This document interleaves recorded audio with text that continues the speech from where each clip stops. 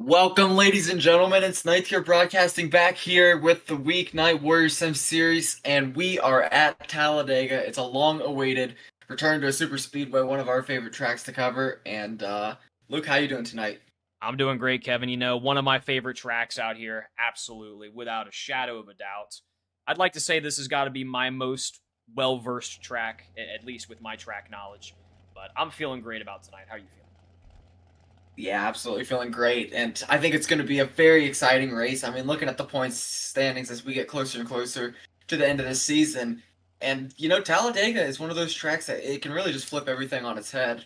So it's going to be an interesting one tonight here. For the first time this season, though, we do have one fast repair for each driver, so that's going to be a little bit helpful out here. And Okay. my knowledge, there's no drive-through penalties being served. I know we've seen in the past couple weeks some drive-through penalties. But I don't believe that's going to be an issue here tonight. Gotcha. Yeah, it's. I was definitely curious going into this one to see if anybody would be taking those the start of the race penalties, but I feel like the change in track type out here definitely does affect that out here. But And these guys, go ahead. Oh, well, that sure was something. I was gonna say we got a 31 car field out here right now, but what were you gonna say? Well, I was just going to say these guys are getting ready to go green here, and it's a 90-lap race with about 30 laps on the fuel cycle. Yeah, we're So, a long one out here. if we were to see green flag pits, I believe drivers could make it on 2 stops. Okay.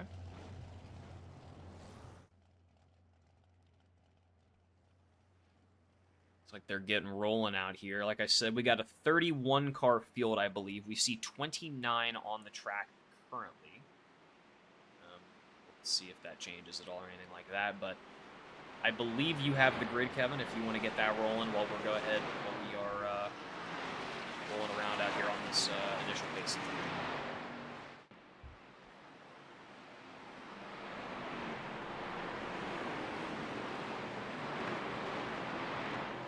Kevin?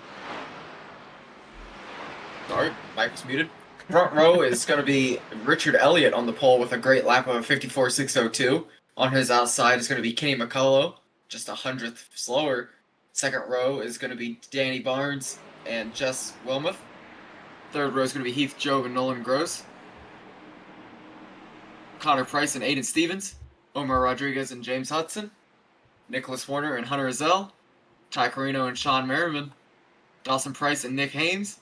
Kyle Reynolds and Jeremy Osborne, Jacob Petrosky and Travis Farmer, Kian Fry and Matt Morrison, Regan Shockley and Blaze Billing, Cooper Liardi and Kyle Van Drunen, Chad Straylow and Justin Zemecki, Christopher McCullough and Matt Benke, and Buster Malcolm rounding out your 31 car field of the evening. Yeah, like I said, we currently have 29 drivers on the track right now. Christopher McCullough reading in the pits right now, but still nothing on the 35. He is not registered on the track at all. So as it stands, we got 29 drivers out there starting the field with one in the pit here starting. But Richard Elliott and Kenny McCullough are going to get this thing underway. Yeah, Luke, just getting a read here that I've lied, and Omar Rodriguez has been served a drive-through on the bounty, so he's going to be, starting in a familiar place. Starting from the bottom, but we know he's made it to the top that way before. But getting ready to go green here. Command is Richard Elliott's, and we are green flag racing for the first time here at Talladega. And Kevin, you know how I feel about this new fence they put up out here. It ruins the start of the races there for us. But getting this thing underway, interesting breakaway sort of situation. Right off it was the on grid. James. It was an issue with James Hudson just not really getting going. I'm gonna go back and see what happened. Maybe wrong gear or something, but it almost seemed like both the inside and outside line there did not get the memo, so got ourselves a little bit of a breakaway here. And we see about your front. What we got there? About your front 9. I want to say rounding out that front pack right now. Omar Rodriguez sitting at the back of that. Sean Merriman leading the group behind them alongside Jeremy Osborne now, who takes the lead in the second. Yeah, how about Kenny McCullough making a charge to the front after a great There's push there by the Omar 14 car? making his way into the pits off of that front group. You see that back group starting to kind of stack up a little bit out here. They are too wide pretty much all the way through out here. And if they don't get it shaped up here into a single file line, I don't know if they're going to be catching these guys in front of them. They're starting to pull away. About 2-second gap now as the guys in front of them, for the most part, have decided to file in single file apart from the track. Which, at a track like this, that's exactly what you're looking for.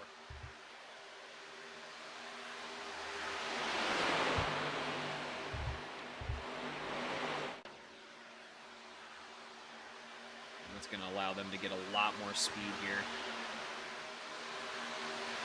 Hopefully that second group getting that memo.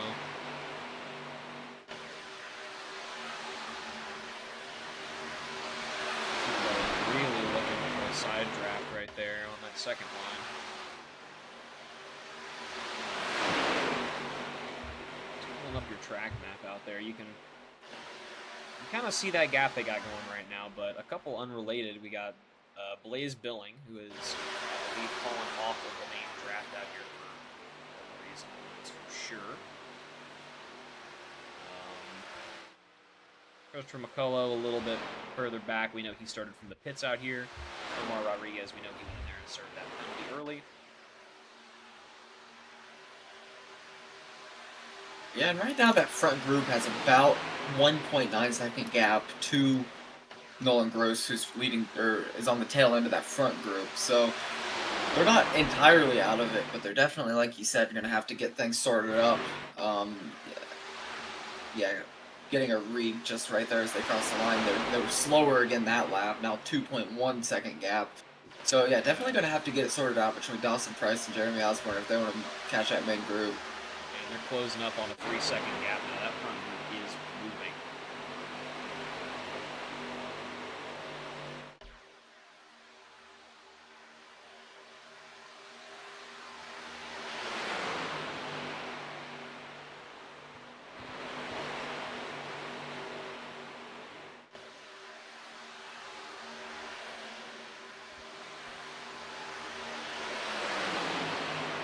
Yeah, and nothing too hard in terms of pushing so far, but I would like to point out that in these ARCA cars, there's a very bad bumper hook possibility just by pushing on, especially on exit of 2 and exit of 4.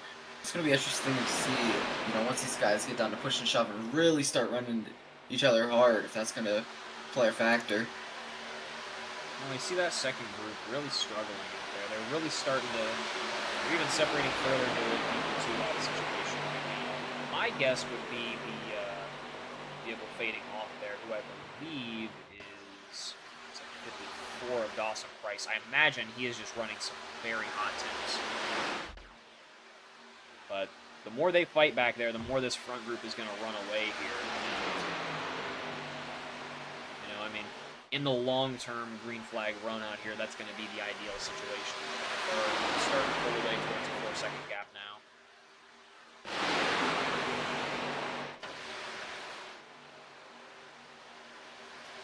Most of our action right now is sitting in this second group right now. Jeremy Osborne still leading that one away with the number 6 of Matt Morrison sitting leading the second.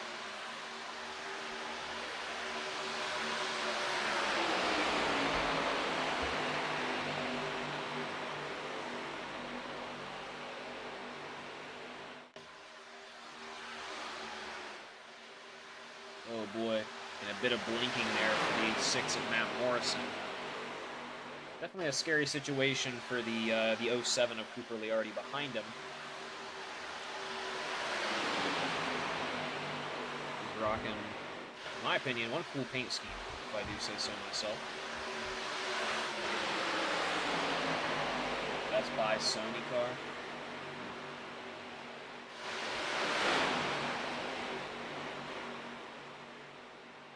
Yeah, right now, Luke, how about Skid Row getting together 2, 3, 4 right now, pushing around Kenny McCullough. They're lined up kind of how you want to see a team lined up. Oh, and we're wrecking. Matt Morrison's spinning off below the line. And that's going to bring out our first caution on lap 7. Yeah, that's big for a couple of the drivers out here. You know, we saw. Let me see what happened, but we saw a big stack up on the beginning, and then those groups kind of get spread out, and this is gonna bunch them back together and make Oh. this race again. Let's see if we can slow that down a little bit.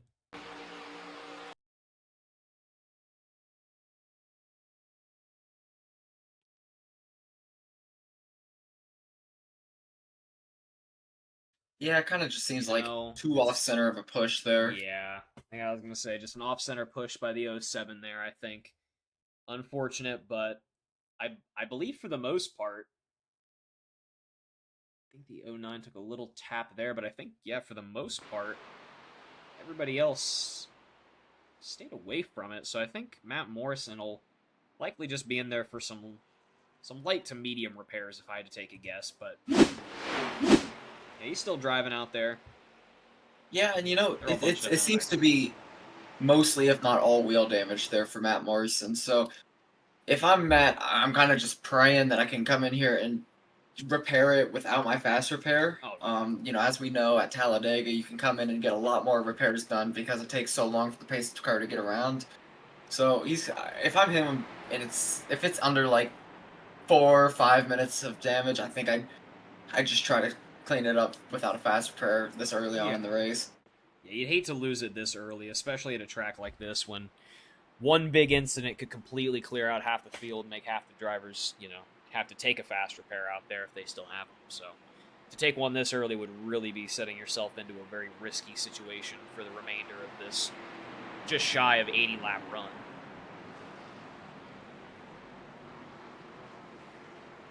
But here come the drivers making their way into the pits. Not a surprise here. We're seeing everybody come in here for the fuel top off. Yeah, you know, just trying not to get behind on the fuel cycles. Everyone going to come in for a splash and go here.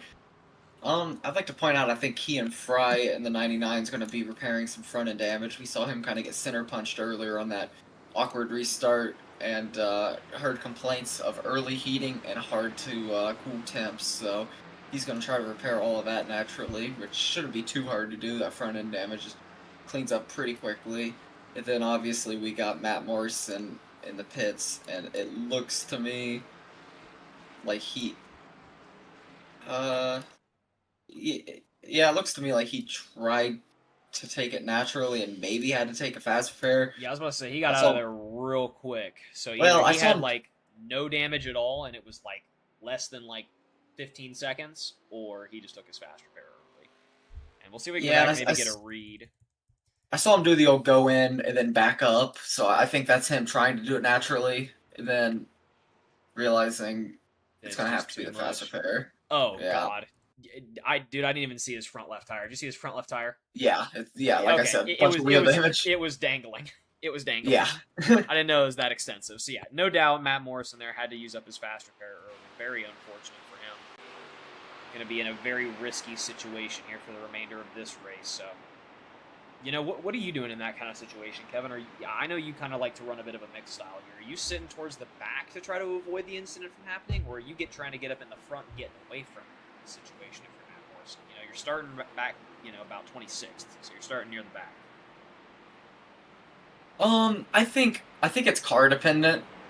I'd say, yeah, I'd say definitely in this car, I'd just go to the back and let whatever happens, happens. I don't think we're going to be green long enough for him to, go multiple laps down out here, even if he goes off the pace of any pack at all. So if I was him, I'd just hang out in the back for a while. You don't want to get up there and risk getting, bumper hooked or risk getting involved in somebody else's bumper hook and your night being over. So if I were him, I'd just kind of hang out for a while. And we see 6 drivers making their way into the pits right now. Matt Morrison being one of them. He'll be coming back in for the additional fuel.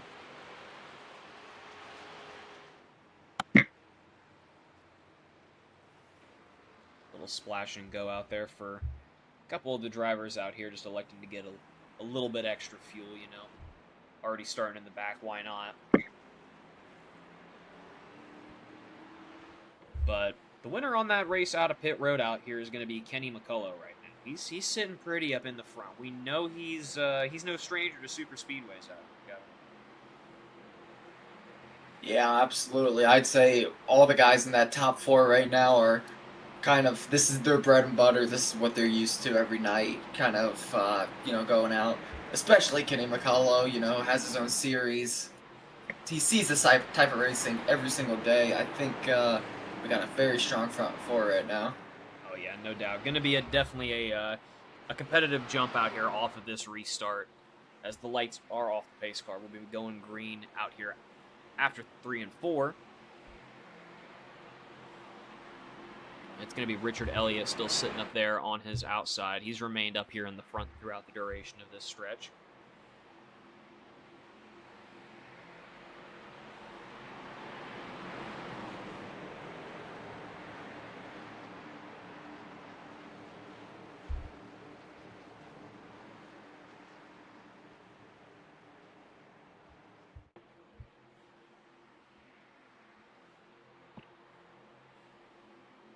Seeing a lot of new paint schemes out here, Kevin. I think everybody's excited with the super speedway out here. Pace car's making its way in out here, and it's going to be Kenny McCullough and Richard Elliott out here off of this jump.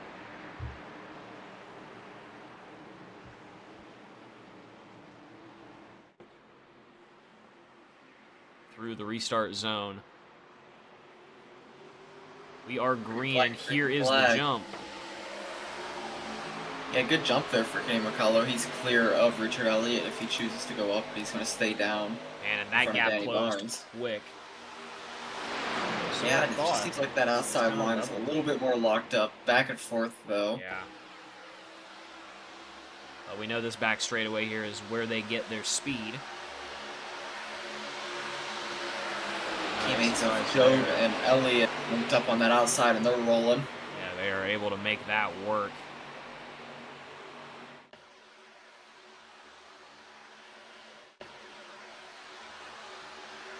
They both clear into the bottom. And now here comes A.B. Stevens in the 74. He's pushed by the 0-1 of Jacob Petrosky on that outside. And they've found some momentum.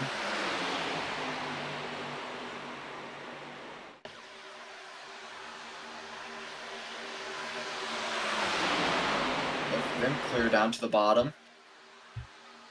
Aiden Stevens to the point. And now how about the 18 of Sean Merriman leading that outside line? Definitely a very different restart than what we saw last time, Kevin. That last restart we saw was definitely an awkward one. This is a lot more of what we're used to in terms of the restarts out here. So we're seeing that second line starting to get some momentum together now on that back straightaway, but they had a couple guys drop down below. They're looking to link back up and get some speed working here, as there are about 5 cars clear up there on that inside line, ending with Kenny McCullough.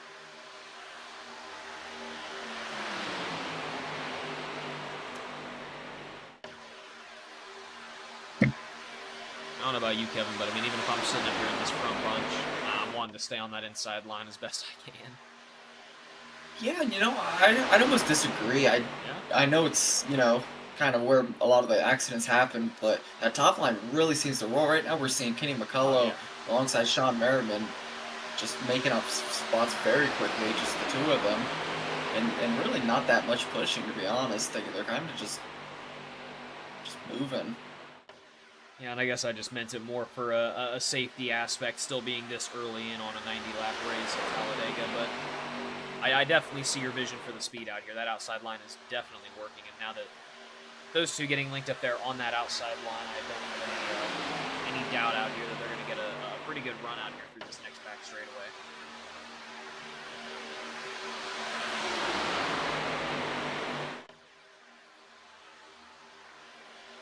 Aiden Stevens right now still leading this thing away right now on the inside. He's got the 0-1 of Jacob Petrosky giving him the pushes right now.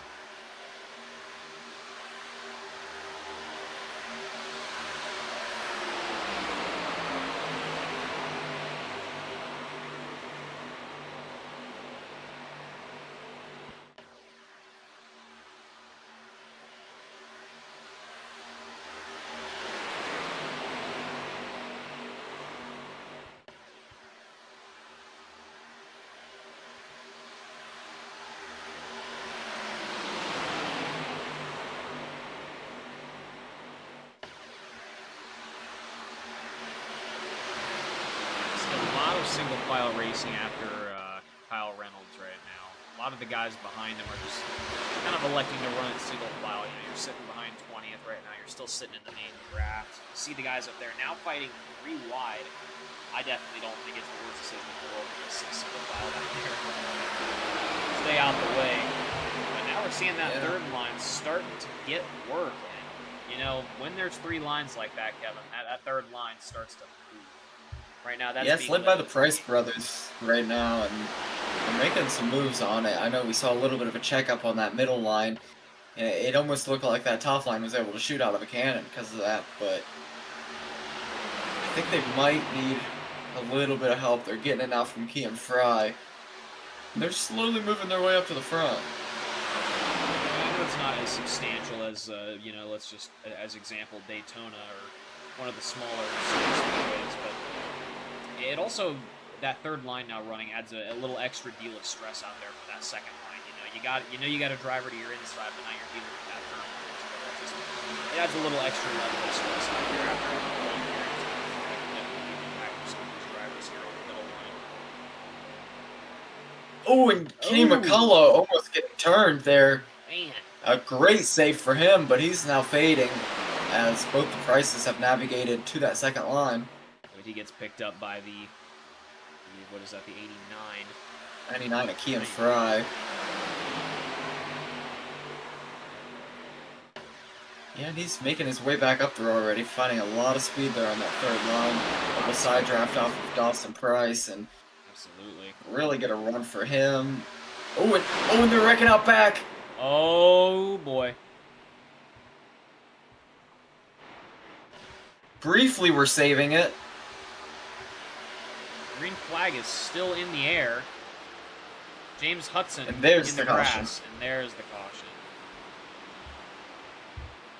Yeah, that one all started by Kyle Reynolds. I'm not sure. It looks like the 2-car of James Hudson and Kyle Reynolds we can watch got involved together. Watching the overhead of Kyle Reynolds right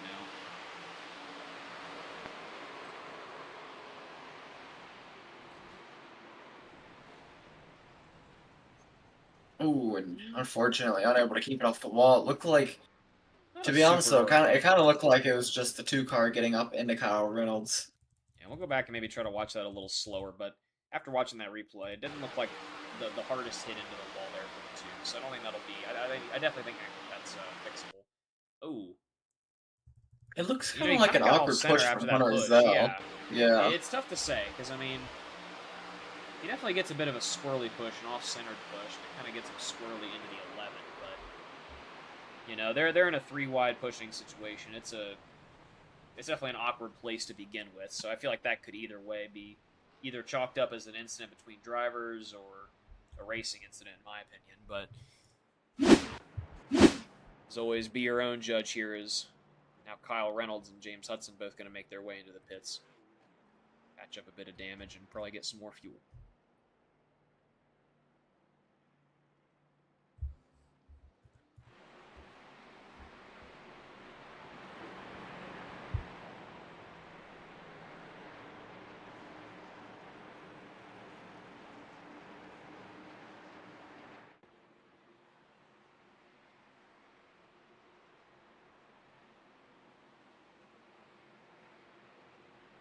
As it stands, it's going to be Jacob Petrosky here leading this thing away off this next start out here, assuming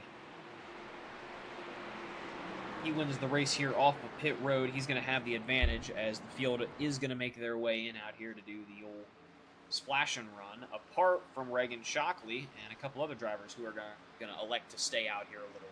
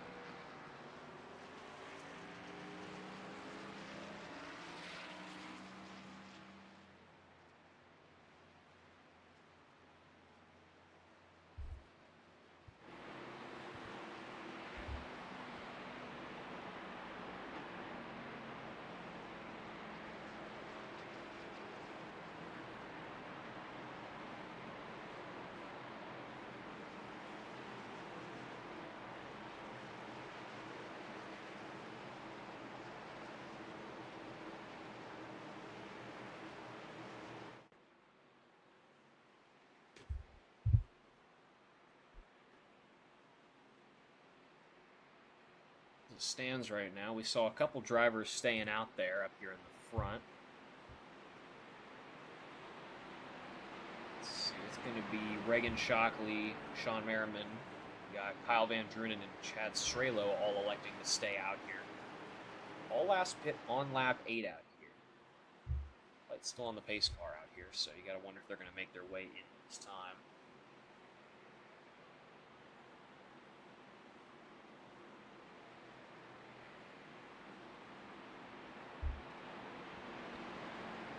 They're not. They're going to elect to stay out here on the front. Yeah, you know, that strategy kind of just tells me that they're expecting another caution and not green flag pit cycles, because if we were to go green here, they'd kind of be screwed having to get gas earlier than everybody else.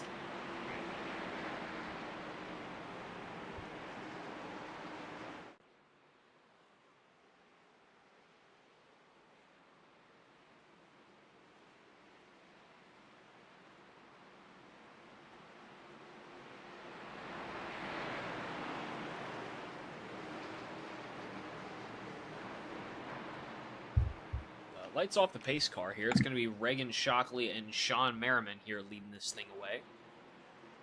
We know that front four is sitting on slightly older cars out here. Not by much, but I think in the long run, if we do get into a really long run situation, it could affect, but I don't see that happening for a while out here, so we'll just see how impactful that is.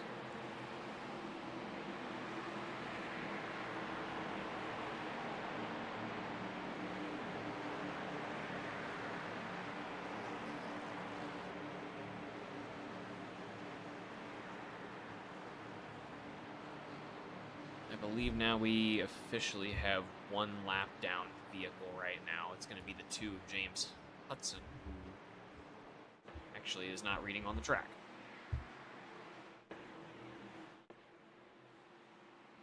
Lied to you there for a second. He is, like I said, not reading on the track out here.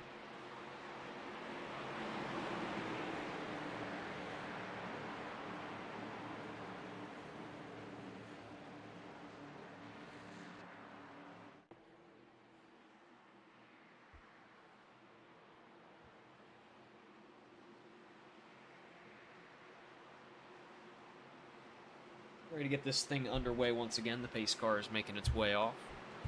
Reagan Shockley and Sean Merriman. Yeah, it's going to be Reagan Shockley on the command here on the inside line.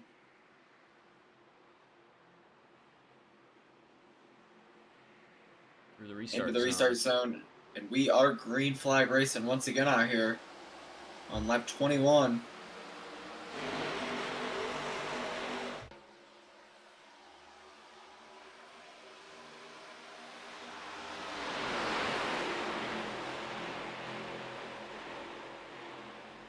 Sean Merriman clears low. That's going to leave the outside open to Chad Strelo. Yeah, Strelo being pushed right now by Jacob Petrosky. A little bit squirrely, but he sorted out. Kenny McCullough wasting no time to get that third lane rolling. Not at all. He's going to get a little bit of draft help there from Chad Strelo. Just now we got now a deciding situation settling into place.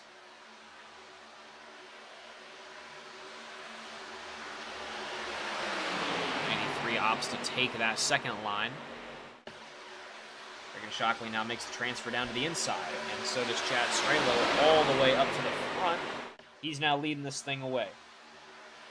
And man, they wasted no time getting to the battle right now, Kevin. Right back to 3-wide racing. And, we're seeing some bumping going on. Right there around the middle. Steady, boys. Oh, man. Right between turns 1 and 2. That is a dangerous place to be. We see a lot of... Oh, no. Oh, shit. Oh, shit.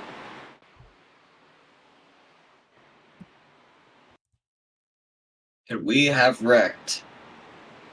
Yeah. And I see some rear bumpers missing. Wait, we got a little bit to go back and look at, guys.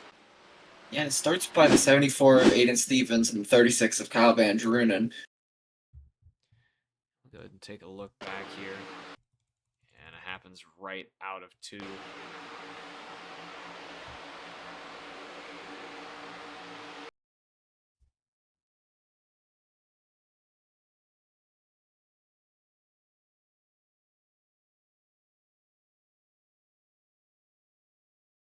Looks like, I mean, honestly, it looks like Aiden Stevens comes down a little Yeah, bit, the 74 and gets a gets into little that deep. left door or right door of Kyle Van Drunen. But that's going to be a big wreck, Luke. I'm reading damage for a good deal of guys. Oh, man. Yeah, I'm reading Buster one Malcolm, meatball. yeah, Buster Malcolm, Blaze Billings, and Jeremy Osborne all having to come into the pits already, not able to make it their second way around to come in when the pits are open. Yeah, and Jeremy Osborne, I'm seeing right now, issued the meatball. And no doubt, a very heavy involved wreck there. I was definitely quite a few fast repairs gone.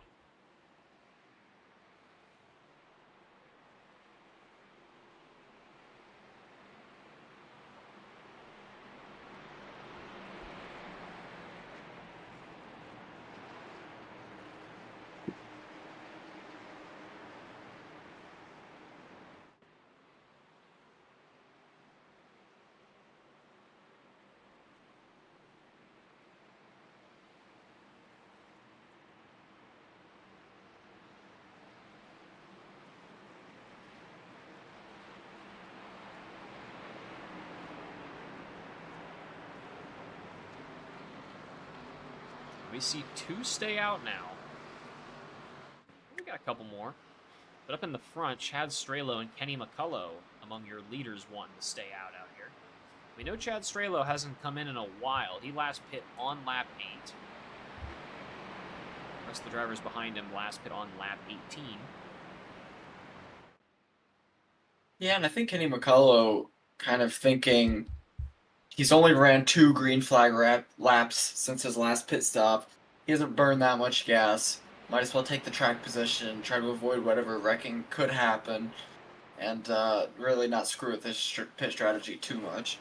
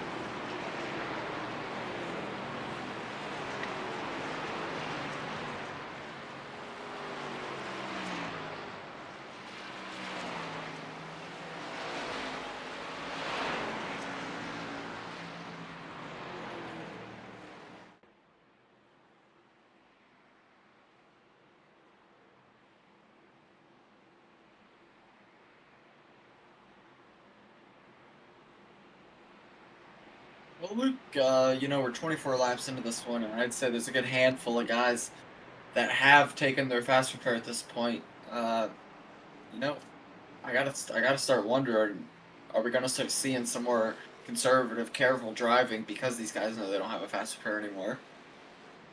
You know, I brought it up early on in this thing when we saw. I'm trying to remember who. Matt Morrison. Yeah, Matt Morrison involved in one early here, having to use his early. In my opinion, I mean, if you have to take it early like that, it kind of forces your hand early. You do kind of have to sit, not necessarily sit in the back of the field, but it definitely restricts your.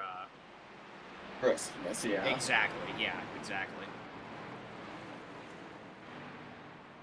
That being said, though, I mean, we're seeing Kenny McCullough and Chad Strelo opt to be on worse fuel strategy here just so they can get that track position and stay out in front of the wrecking, you know?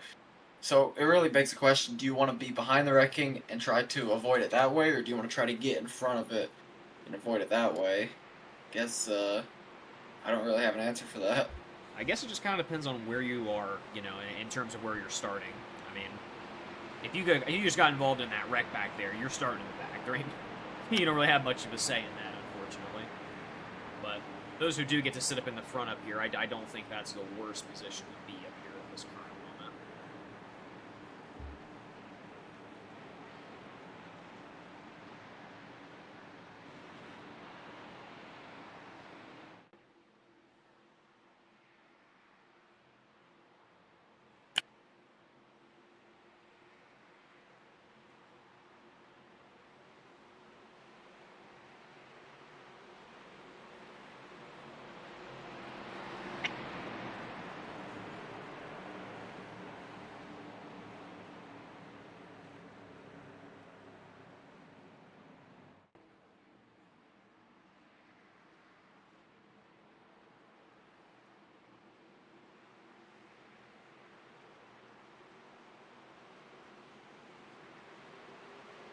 Yeah.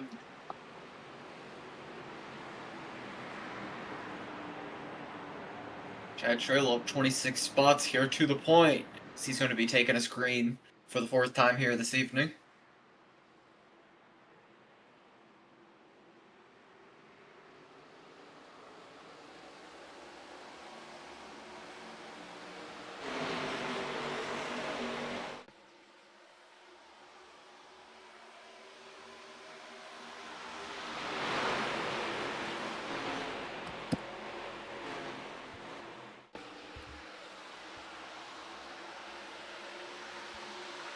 How about that outside? It's rolling with Richard Elliott pushing, Dawson Price pushing Kenny McCullough. Dawson Price to the inside.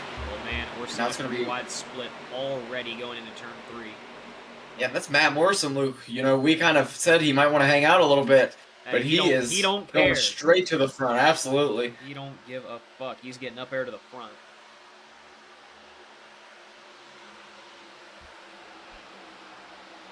That outside line's rolling, led by Kenny McCullough. Then we have the team link up of all of the Skid Row guys.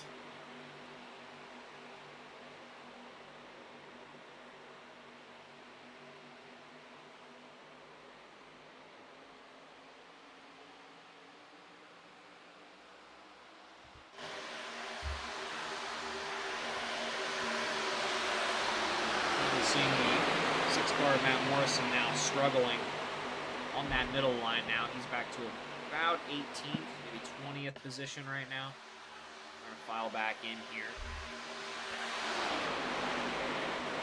Yeah, and down goes the outside line to side draft, led by Heath Job, trying to park Omar Rodriguez on that inside line, and then on the straightaway you see them merge back up.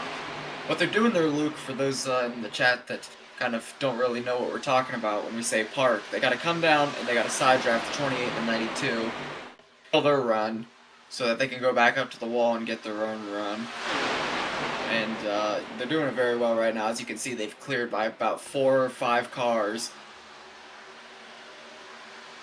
You know, you definitely notice that, especially with these older gyms, where you'll get close, get away type of side drafting here. It's not really necessarily the best style to stay right next up to their vehicle, you know, to get the best kind of side draft. And a different style than we see today in the next gens. Yeah, absolutely. Kind of running the wall seems to be the method out here so far for these guys. Yeah, they got a run working.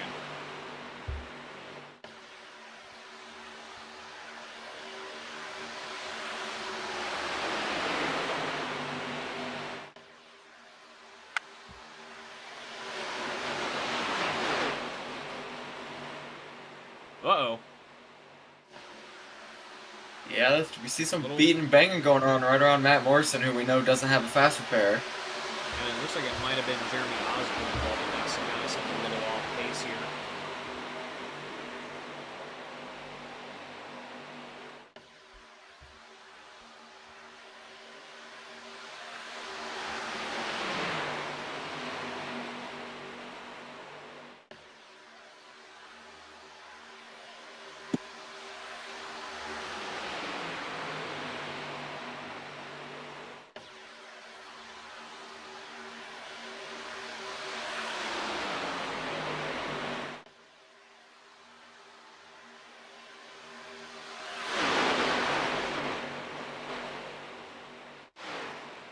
sitting back here a little bit off your leaders. We got Kyle Van Drunen, who is just a little shy off the leaders all by himself right now, but behind him, a group of three, Nick Haynes, Blaze Billing, and Travis Farmer all linked up.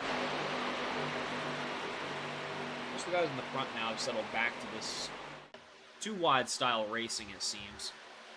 But that inside line, as soon as I say that, it's a little bit of a three-wide going on, but it really seems like it's just drivers swapping around, trying to get the best lines here. Everybody trying to file up, trying to get that speed on that second line and then make their way back down. Now, reading Buster Malcolm off the track, came back on the tracks, but making his way into the pits now on the green flag run, and we're going to maybe see if we can go back and take a quick look at that. Oh, man. Yeah, and he got the 3-car of Justin Zemecki got hooked up into him. And he took a hard lick there, Buster Malcolm. And he already had his black flag used, I'm pretty sure, on that last big wreck we had. So, very bad break for the 102 of Buster Malcolm. And very unfortunate. I didn't bring out a caution, as that's going to definitely put him at a severe disadvantage.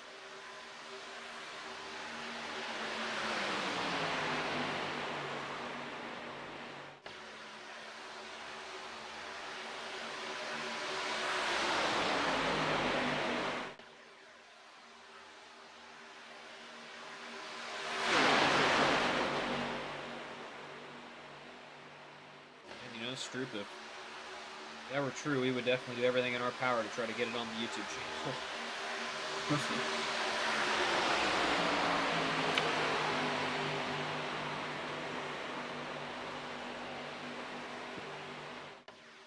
The 99 of Ian Fry making his way down to the lead of the inside line.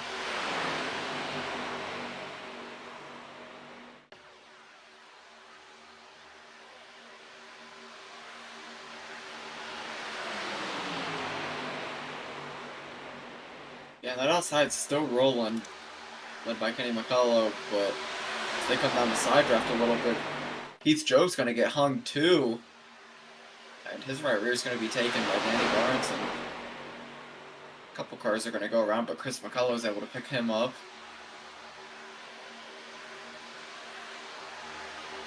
Now we're 3 wide racing.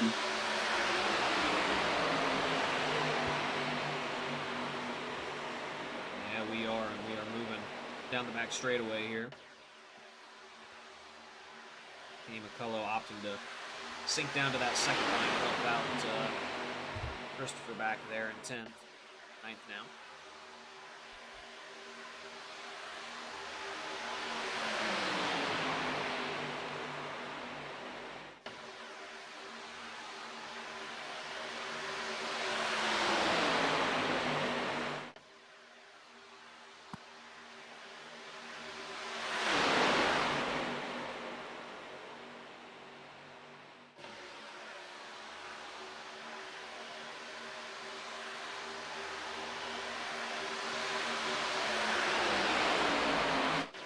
And Kian Fry doing a good job here alongside Jacob Petrosky. They're making that inside roll a lot better than we saw earlier. Now Omar Rodriguez peeking his head at that second line, pushed by Connor Price. And that's going to get a good run when this lead pack comes down to side draft. So they're going to get some extra draft.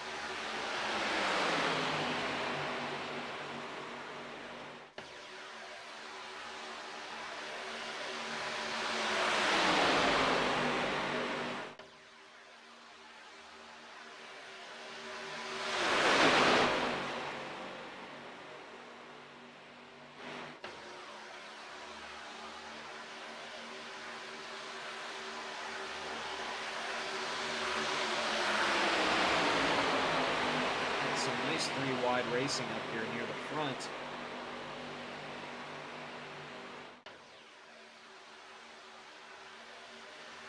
Although that second line definitely had a severe disadvantage. Yeah, and that top line is started to roll very well once again. They're still grouped up. Kind of the same 4 guys we've seen all race. Oh man, now 4 we got wide. some 4 wide racing. We see the 0-1 getting split right now up there near the front. Jacob Petrosky. Man, that is quite the position to be in. Yeah, and Petrosky and Dawson Price both kind of getting the short end there. Dawson Price, though, able to get a better run off that top side, and he's back in it.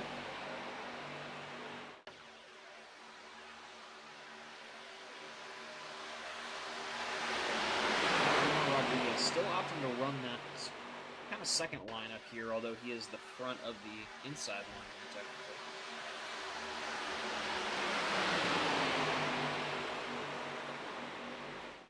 Looks like he's going to bring it all the way down here.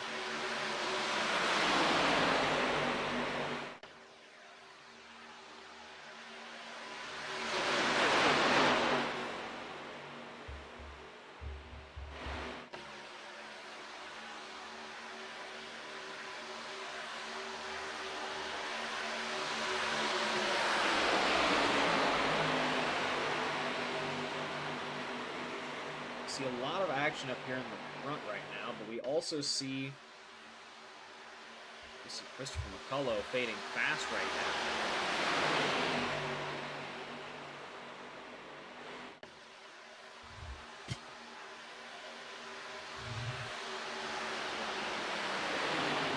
Well, what I was gonna say is we got a good split up of the drivers right now. Sitting back in the lead of the second group is Sean Merriman. He's leading about 5 drivers right now. Sean Merriman. For us, we got Nicholas Warner, got Jess Wilmoff, and Justin Zemecki. But behind them, we got another group of Nick Hames, Blaze Billing, Van Drunen, and Farmer, group from earlier. So definitely a very spread out field at the moment. But like I said, most of our action's still sitting up here in this front bunch.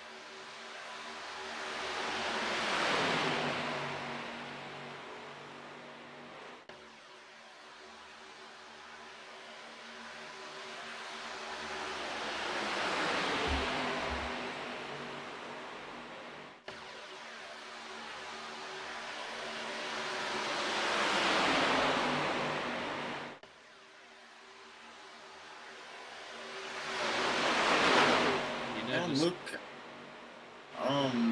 about halfway to what would be a pit cycle for these guys. But just looking at some of the guys like Chad Strehler, for example, who haven't pit in a while, they got to be getting close on gas. I know his last stop was lap 8, and we're on 39 on a 30-lap tank. But, you know, we had some cautions, so I'd say within the next 5 laps, I wouldn't be surprised if Strehler comes into pit. You know, he's sitting in a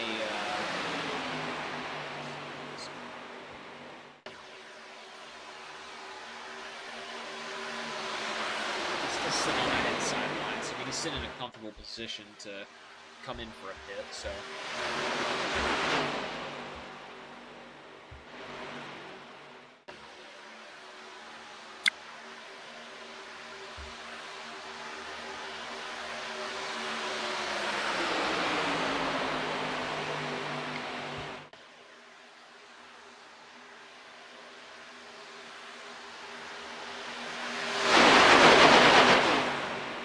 Second group of those 5 drivers have just about are on their way to be catching up there in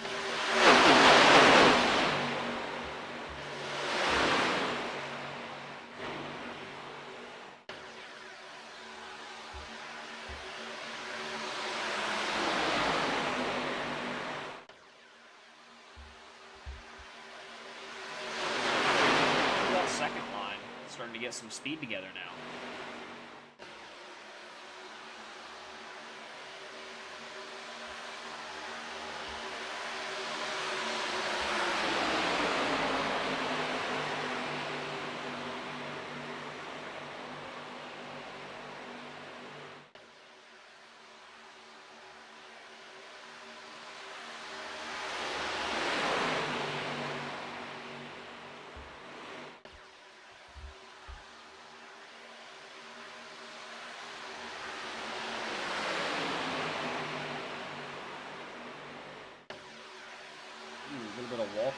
bracket there, I think, by the 6.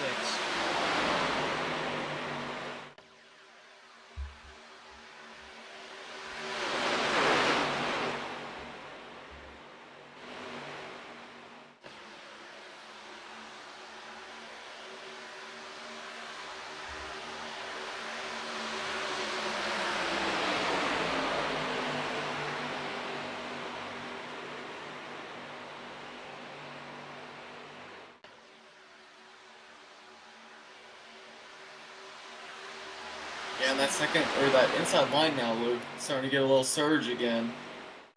Led by Hunter and Zell in the 19. I wouldn't be surprised if you see that side draft maneuver here before too long, if they keep making up the spots. We're approaching the halfway point. 2 more laps and we'll be there, so... You know, I think we saw about maybe... I don't know, what do you reckon the percentage of drivers out here that have used their fast repair? If you just had to take a stab at it. What was the question?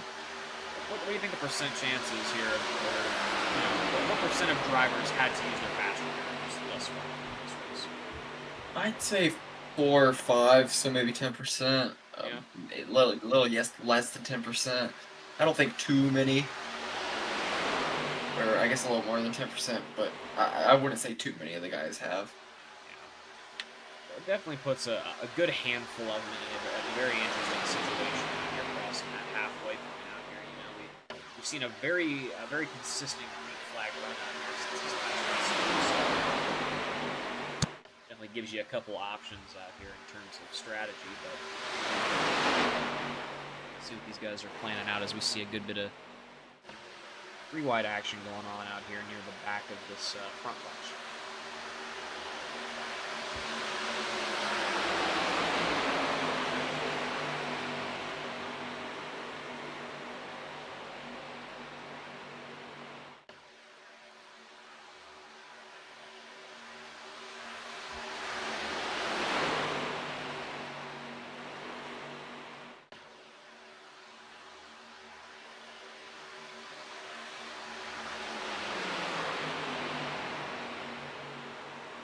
Oh, 62 getting buried up into the wall a little bit there.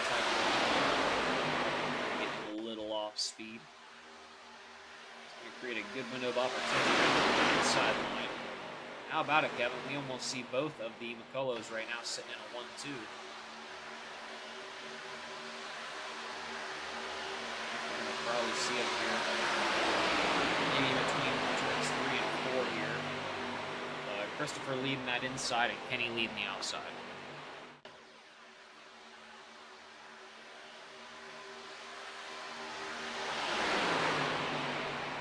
Oh! Jeez! Oh, and up it.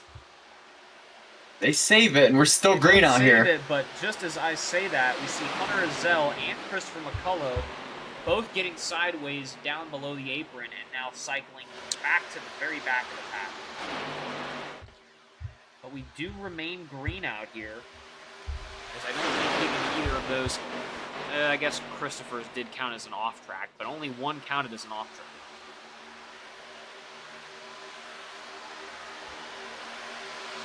Yeah, and that was really the first bumper hook of the night. It was just a bumper hook. Yeah, just man, very unfortunate. Just in the process of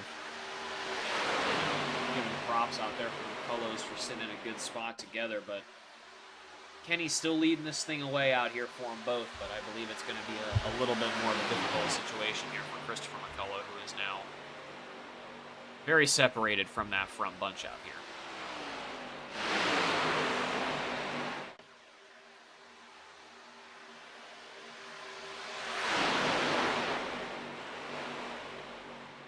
Oh! Oh, and we are wrecking like shit. Oh, good lord.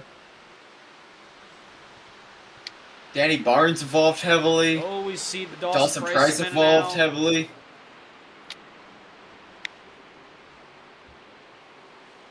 I see a missing front bumper for somebody there. I believe that's Danny Barnes missing a whole front bumper.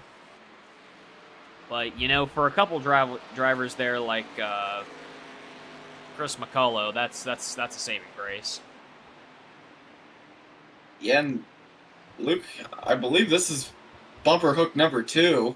Oh man, strikes If I'm not twice. mistaken. We'll go back here Yeah. and see if we can get it. Maybe a good slow overhead shot here of this. We'll maybe get one a little closer.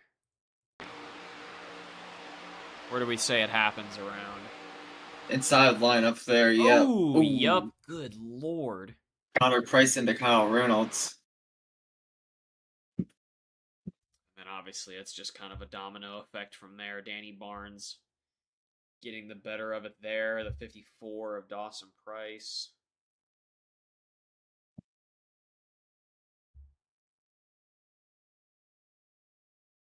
And narrowly avoids the 93 and the 8.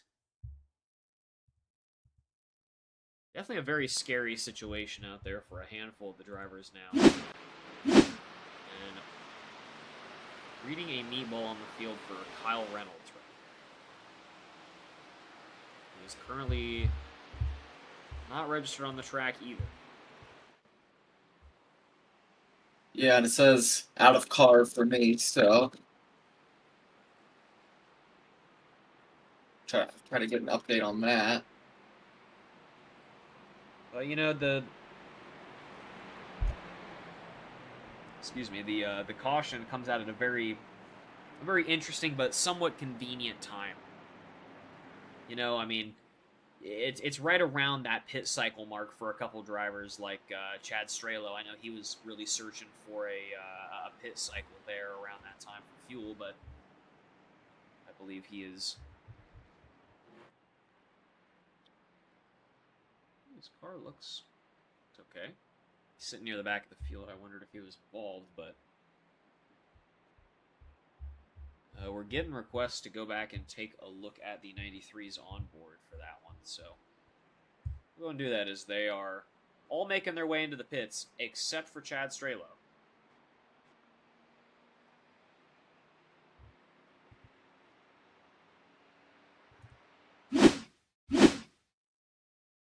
We'll go back here and we'll watch the onboard of the 93. Watch maybe a couple seconds before the start of the incident.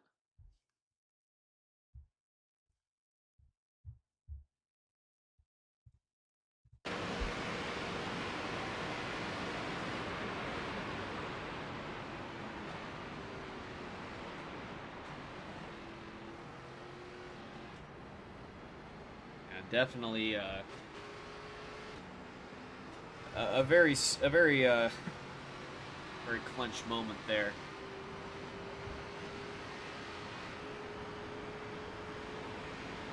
I just never realized the offset of the dash for these cars.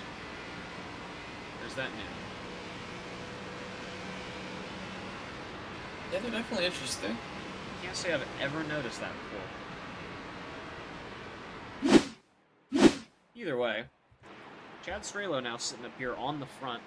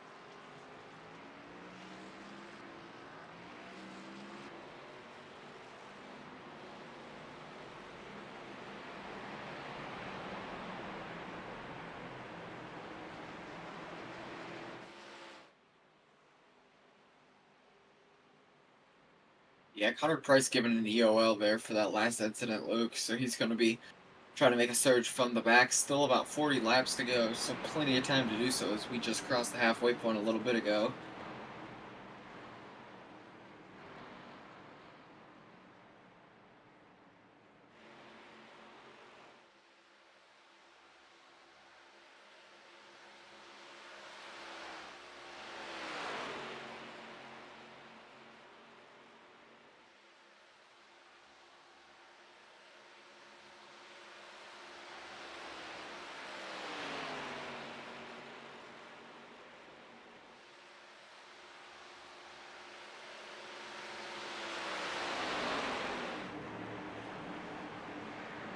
Lights off the pace car. It's going to be Chad Strelo and Kenny McCullough up here on the front. It's going to be lap 51 when we get this thing underway once again.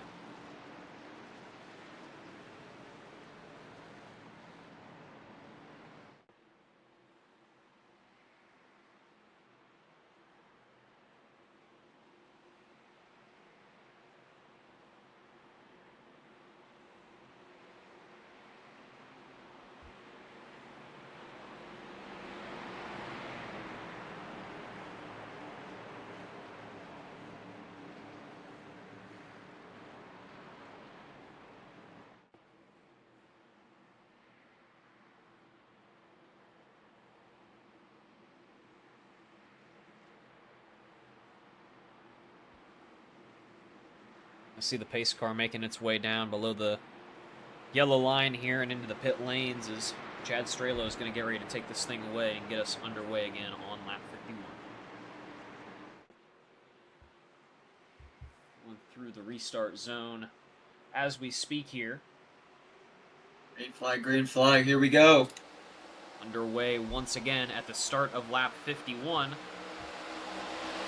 I said, it's Chad Strelo out here. He's going to have a very good jump here on that inside line. Got plenty of space to work.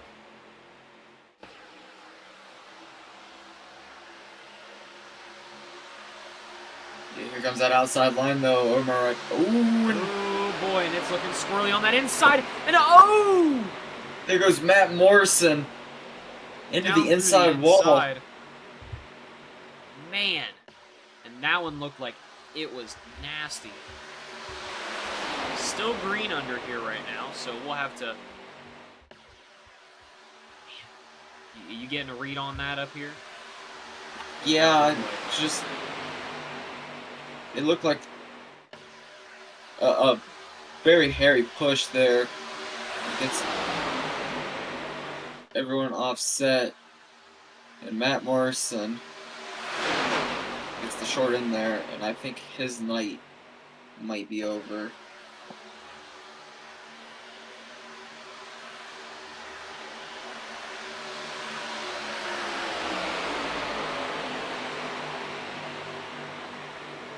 Pretty wide up here in the front. These guys came to play.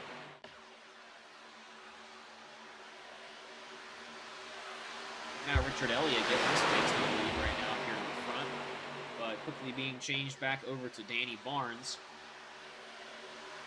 I know he was missing a front bumper earlier, so he's definitely under the same kind of stay in the front, stay away from the incident strategy. Yeah, that middle line hasn't had too much for him so far, but right now it seems to be moving the best it has all night. With the 14 of Jess Wilmoth pushing Danny Barnes.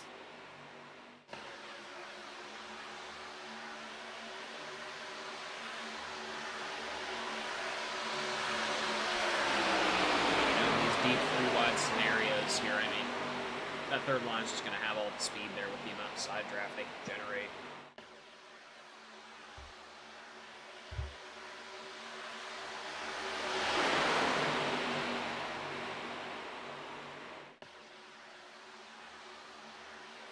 Now we see almost five vehicles. Yeah, now it's five clearing up here over both of those two inside lines.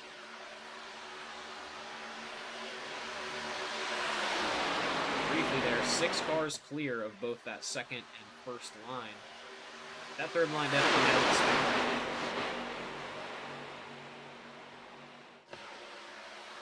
For a lot of these guys, that's definitely going to be something they're going to want to keep in the back of their memory bank here as we begin to pedal towards the back half of this race, but as we begin to pedal towards the final quarter of this race.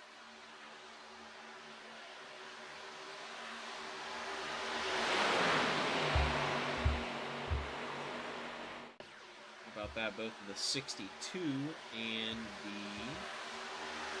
Oh man, the 62 going through the grass.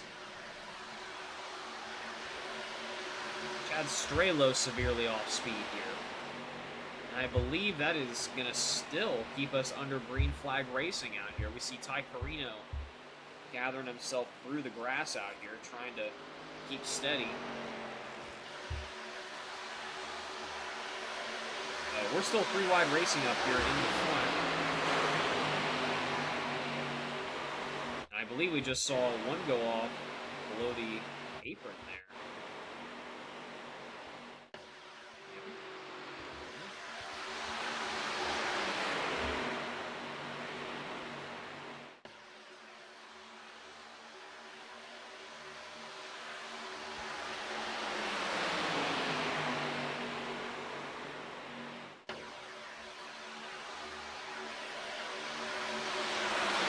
Rich Elliott still in the lead on this thing, with Kenny McCullough pushing him around.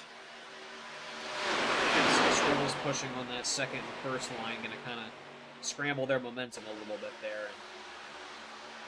And I was saying earlier, I think that third line is going to be the line for speed out here, especially in this race. So definitely something for these drivers to keep in the back of their mind out here.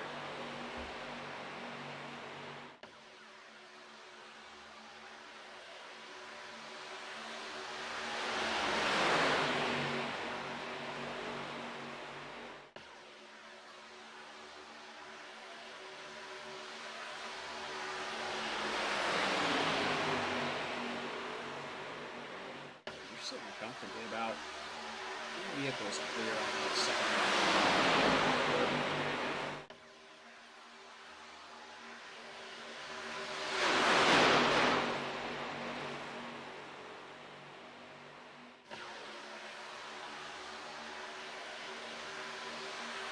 I'm getting word that Chad Strelo just completed a pit cycle out here. Making his way out.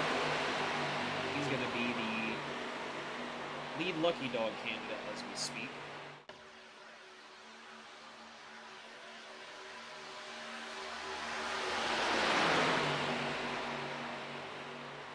Down goes Elliott and McCullough to side draft the 0-2 of Nolan Gross, who's got a good run. But they come up and a big block by Kenny McCullough, and that's going to cause a huge stack up towards the back. And now we're wrecking in the middle of the field. We're wrecking now across the front straightaway, and oh, sweet mother of God, we're wrecking.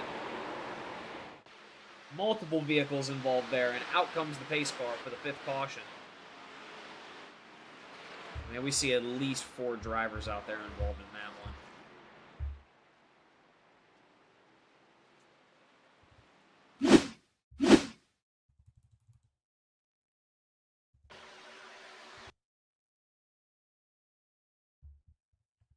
Yeah, and Luke, I thought the incident there was going to be around that checkup that happened from Kenny McCullough's block on that top line.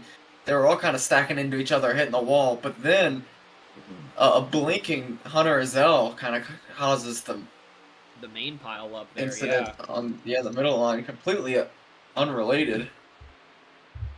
Oh, man.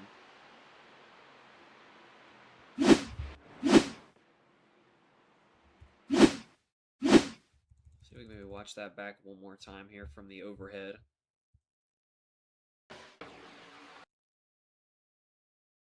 See, there's the block on the outside. Causes the stack up.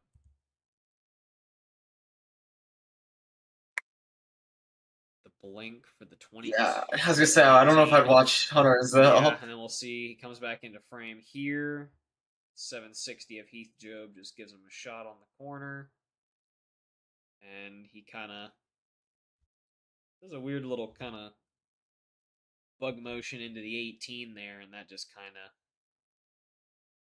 That's all she wrote. Yeah, that's about all she wrote. The 760 gets up into the 92 there as a result of that, and it just causes a further pile up from there between the 74, 09. I no doubt gets a bit of damage collected from that. And if the fast repairs weren't used before, Kevin, they sure as hell are now. Yeah. You see the pit cycle going through, and man, what a pit for Nolan Gross here. He makes his way all the way up to the front here. And Jacob Petrosky here going to be starting behind him.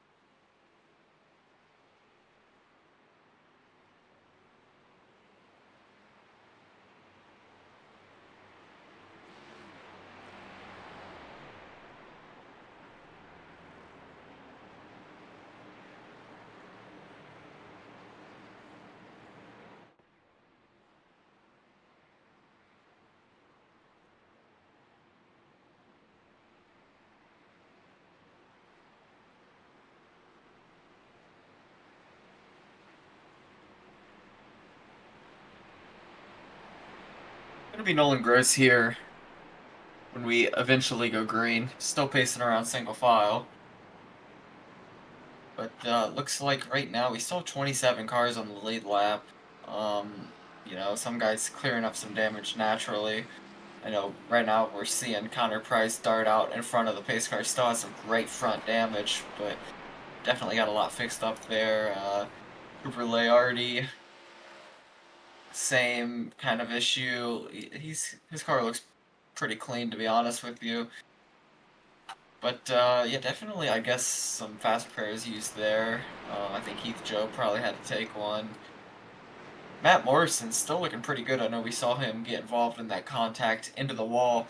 And I kind of jumped the gun and said his night might be over because it looked like a pretty hard hit. We knew his fast repair was gone, but it seems like he's out there rolling pretty well right now. I don't know if he was able to get it all fixed up, but regardless, pretty good. Then right now, your top 5 of all pretty clean cars is going to be Nolan Gross, Richard Elliott, Jacob Petrosky, Kenny McCullough, and Kian Fry. The lights are off on the pace car.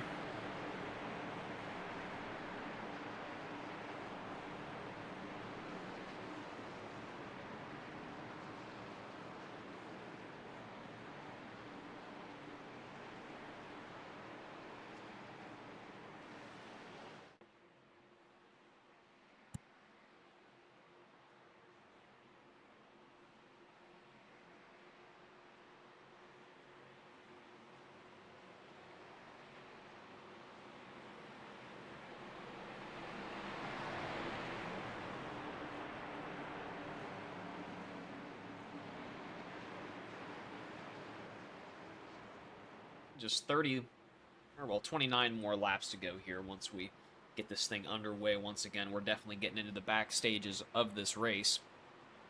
A lot of the drivers here are going to be sitting off of a fast repair right now, so a lot of, maybe attempted safer driving here. And 0-2 not quite sure off what's out here. Not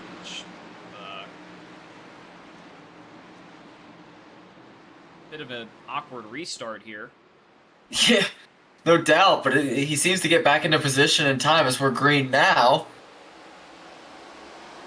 Huh. I think we're good. Any analysis on that one, Luke?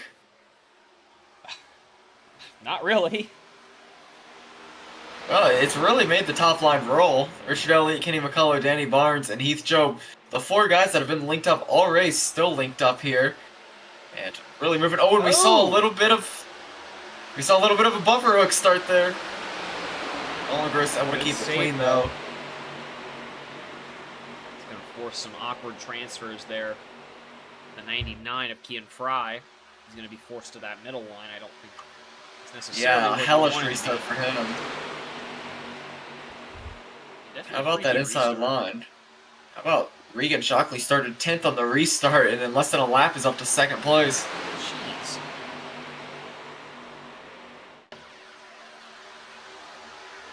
Everybody trying to make their moves early while everyone's still trying to get up to speed here.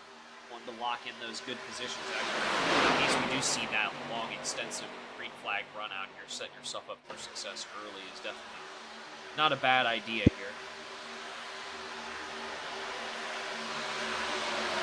Really seeing it green wide right now.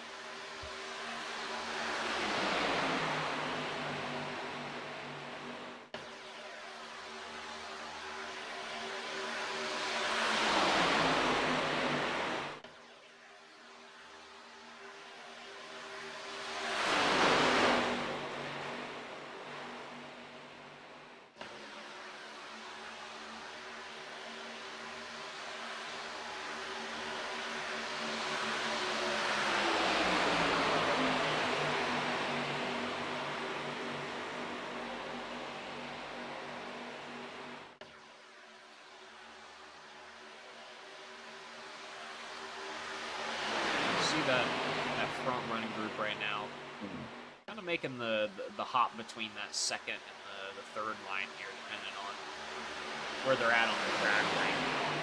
It seems to work out well for them, but the 14 below the yellow line right now, gonna kind of force their way back up here before they get to the checkered flag.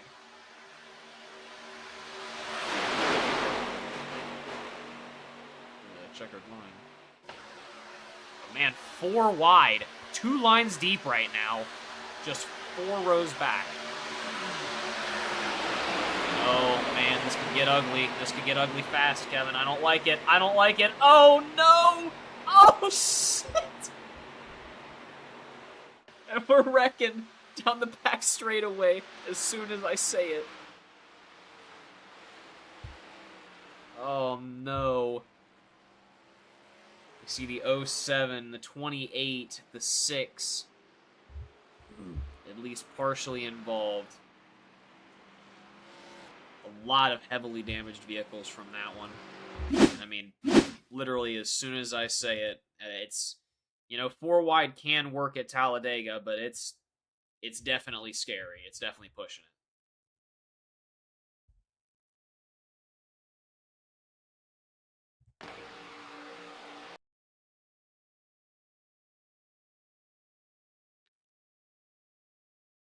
It honestly kind of starts, I think, with Osborne. Yeah, I think it starts there kind of with Osborne getting a little high, and then I don't know. It's really tough to call the 4 wide situations there, because I mean, it's the lines are kind of tough. No one's really expecting it.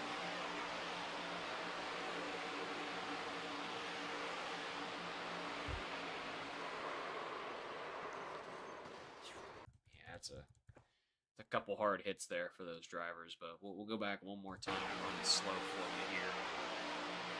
You make your judgment.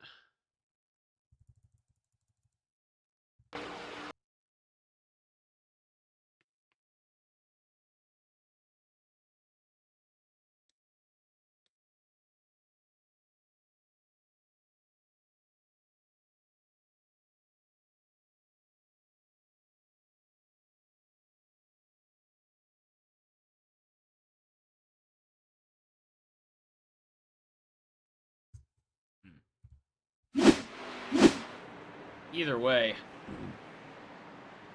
just a handful of laps after we last were outpacing it, we're right back to it, but a handful of the drivers there once again going to be in a very peculiar situation after that incident. I know a couple of those guys are definitely sitting on no fast repair, so I mean, they can only hope that they have enough time out here to fix this up.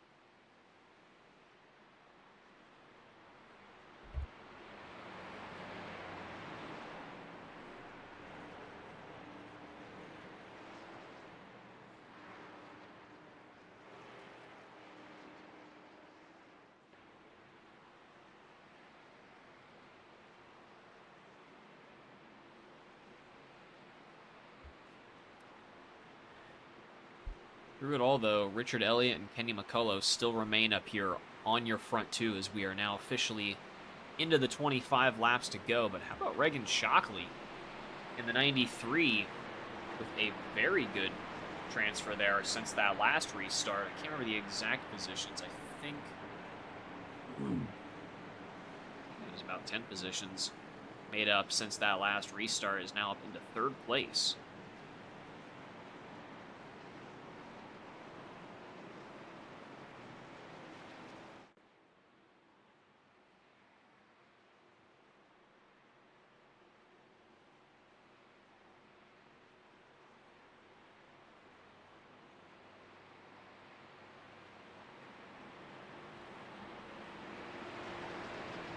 I'd love to see what these drivers do out here.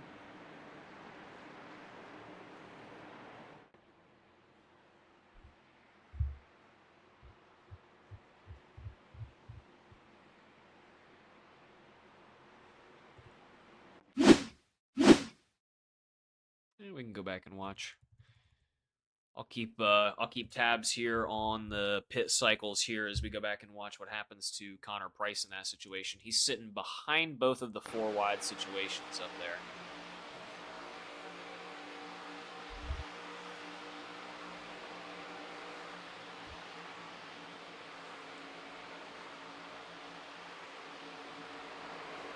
Oh no. And I don't even know if we caught that. That happened very late in that incident. It was right there near the end. We see a bit of an awkward check up there between the 4 and I believe, what is that, the 96. Blaze Billing gets hooked there by the 4, I believe. A bit of an awkward checkup, just catches the 28. Leads to a very hard hit into the wall for him. And definitely an unfortunate situation there. That was definitely a very costly incident there. That involved quite a few drivers. A couple more I don't even know if we saw there until the end of that incident.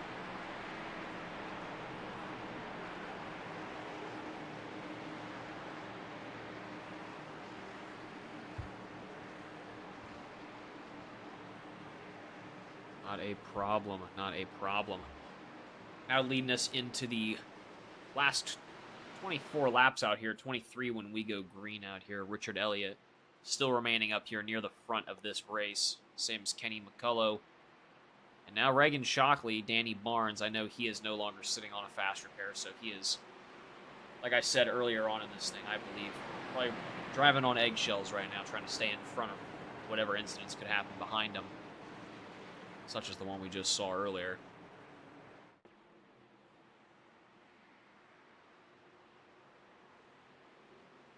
Yeah, Luke, and we're getting down to that witching hour with just 24 to go here.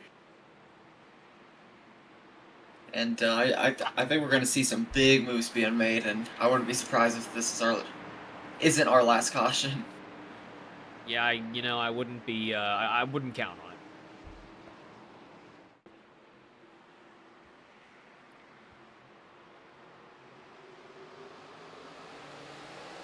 Pace car is off though, and green is the call. 23 laps to go, and a good restart here for Richard Elliott, who's going to clear up to the high side to get the push support from Kenny McCullough, and is now going to leave the inside lane clear for Reagan Shockley, who we know had a great transfer since that last restart, who was being pushed by the 54 of Dawson Price.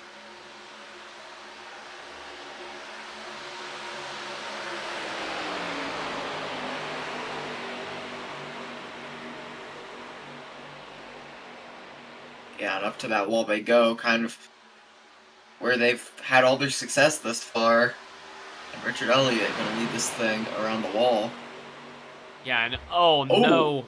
Up into the wall a little bit, it's Danny Barnes. And not a little bit, a lot of bit. And oh no! Man, teammates collected there. Oh no. As we see Heath Job passing by at a snail's pace. We're going to have to go back and see what happened there because, it's just a laugh after I was saying we might have another caution here. We had another caution. And, like I said, Kevin, I wouldn't count on it. With it being... we've seen how the race has been, and...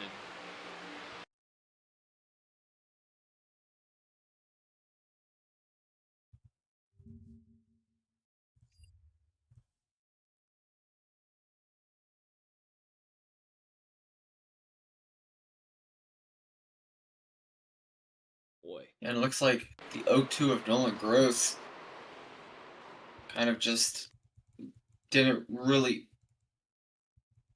read the bad pace of Danny Barnes because he got into the wall there and comes down to avoid it and collects Heath Job up into Danny Barnes. Both of them get together. You see it happen here when they try to make that drop. Try to watch it a little slower.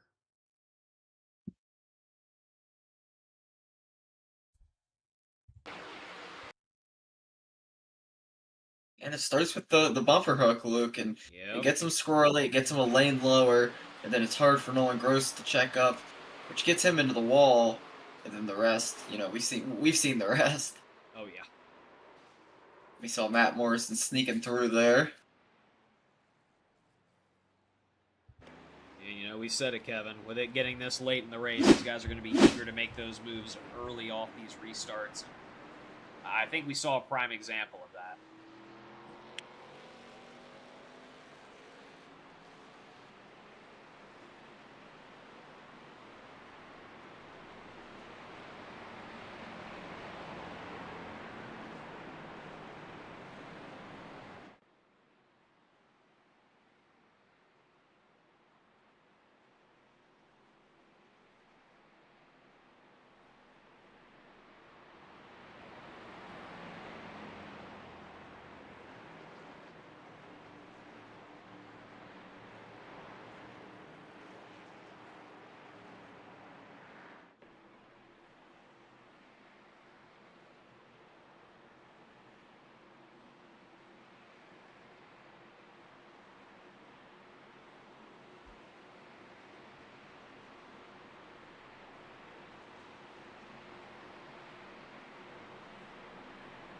I kind of feel like a broken record saying it, but Richard Elliott and Kenny McCullough both still sitting up here within your podium situations right now. They've kind of settled into all race, but Reagan Shockley, like I said, made the very, very good transfer there off of a couple restarts ago.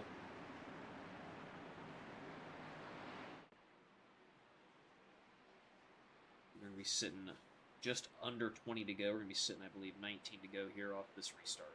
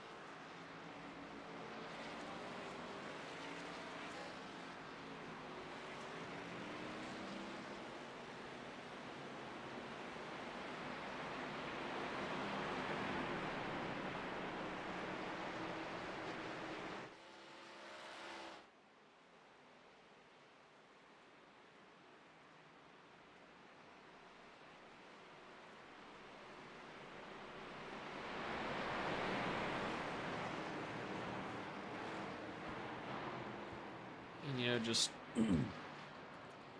taking a look up here near our front bunch up here, a lot of these guys, at least in your front runners here, within your top, I believe, what is that, 7, all last pit on lap 58. Behind them, we got 59, 58. Sitting at about 10th place through 16th, last pit on lap 65. And the latest pits we're seeing here is on lap 70, sitting back in the late 20 positions. So, definitely some spread out pit cycles out here. But lights off the pace car here as we roll through the back straightaway. Reagan Shockley is going to lead the outside line, and Richard Elliott's going to have the jump once again here on the inside with Kenny McCullough being behind the push.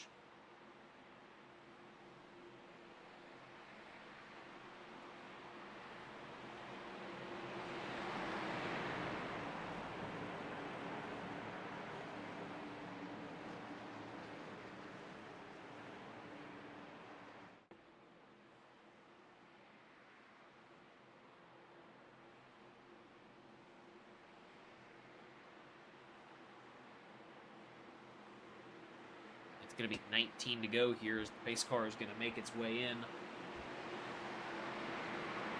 002 here, Richard Elliott here going to have his choice here at the jump.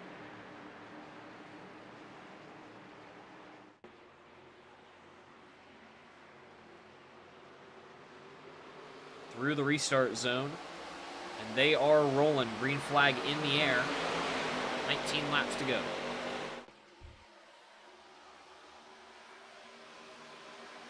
Hello? Hi, Kevin. Hi. What's going on? Both my monitors are black. Alright. 3 wide right now. We see Kenny McCullough now pushing Richard Elliott. They both clear up here to the high side. Now diving all the way down to the inside is the 18 of Sean Merriman, who's going to be getting the push support now by Reagan Shocker.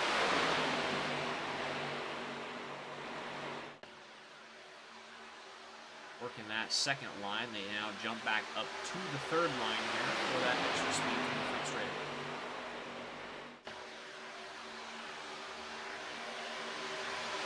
Any luck on the monitors?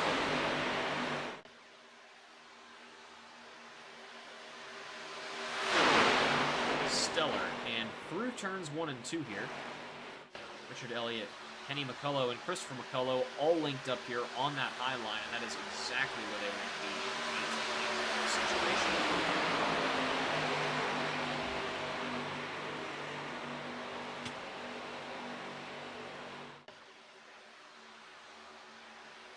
That inside line not looking in a bad situation at all either. They're definitely retaining the speed through the turns.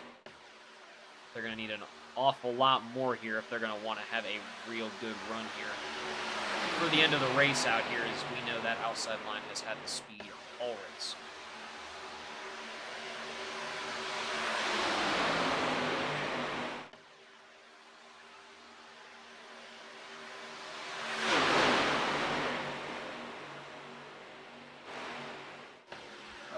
Should be back.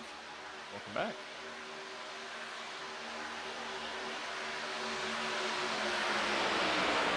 To go here. That outside line just it doesn't seem clearable. It seems like once in a while we'll see the 18 of Merriman or anybody really on that inside line catch up to him, but the side draft just pulls him right back. It doesn't seem like, as it stands right now, they're going to be able to clear him by just pushing through the inside.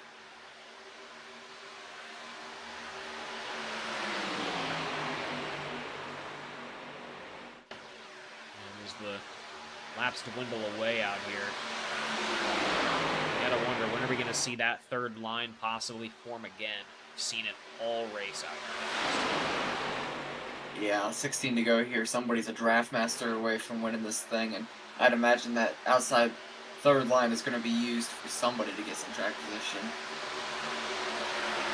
And right now, it's generating a hell of a lot of speed out here for a lot of those guys up on it right now. And that cleared 5 drivers out here.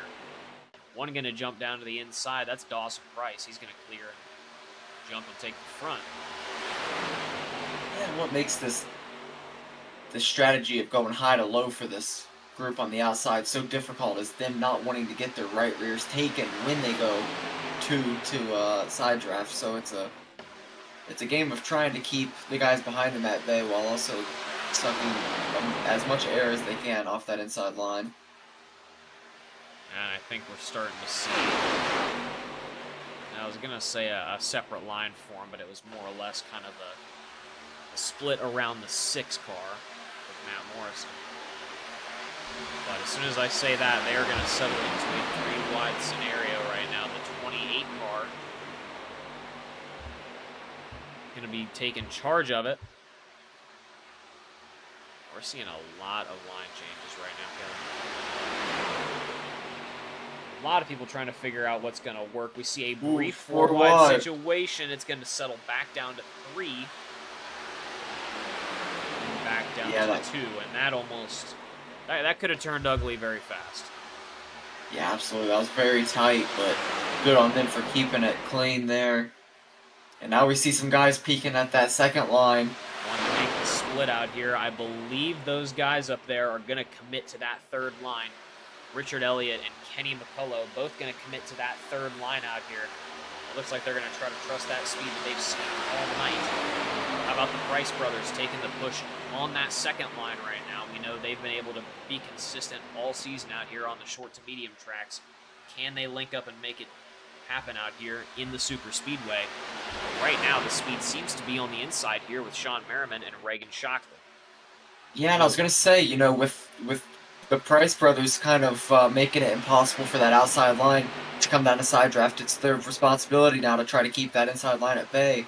And it seems thus far that that inside line has been able to roll pretty good. Sean Merriman, Regan Shockley, Jacob Petrosky, all have cleared themselves of both the second and the third line. And now Richard Elliott gonna make his way to the second line now. Kenny McCullough will follow. That's Strelo leading that second line now. So we see a couple transfers to make their move around Sean Merriman.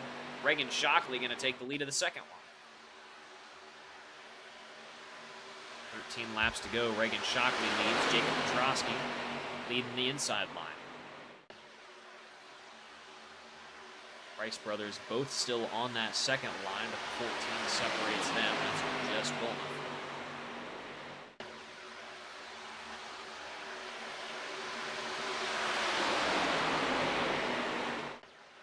Oh, sweet Jesus, and the field is... Oh, no, it's the big one.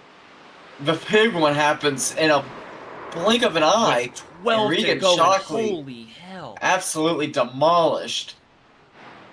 Good Kenny McCullough heavily involved. Richard Elliott heavily involved. The 07, 62. Oh, man. Good Kean Lord, Kevin. Fry, Matt Morrison. I'm just seeing names. I'm seeing names everywhere. We're going to have to just go back and watch the big overhead and see what we can pick up here. It looked like it happened in the front, and it just made its way to the back.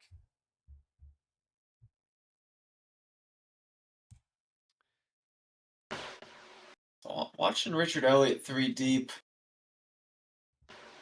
No, he got some heavy damage. I don't know if that was an afterthought. We see Richard Elliott go to take his right rear. And Regan Shockley kind of with a late block on it. Just not able to make that work.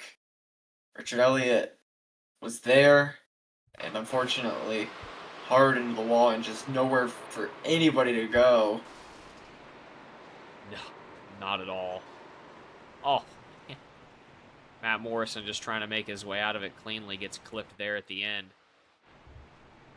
Boy, that was... I gotta say, that was a rough one, Kevin.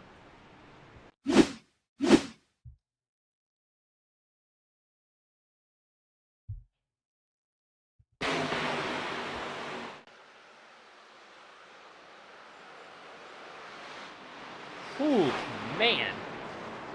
Yeah, 54 of Dawson Price able to make it through. That was some driving, yeah.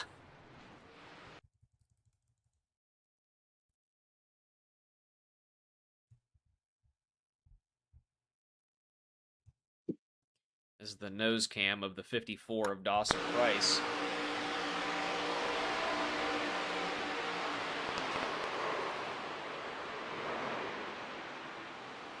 Able to get through that cleanly and keep the car intact from what we can see as the big one happens out here.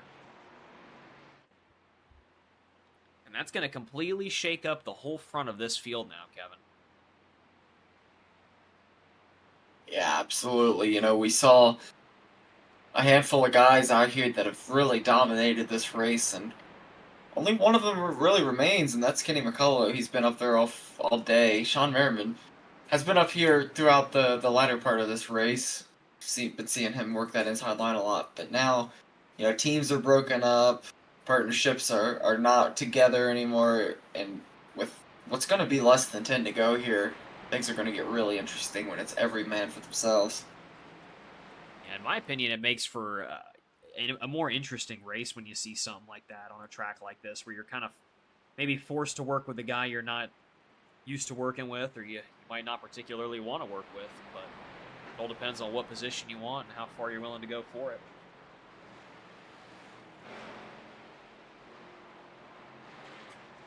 Yeah, absolutely. You want to dial Aiden Stevens up here and see what he has to say about the rest of this race? Yeah, he's no doubt in a pretty interesting spot right now.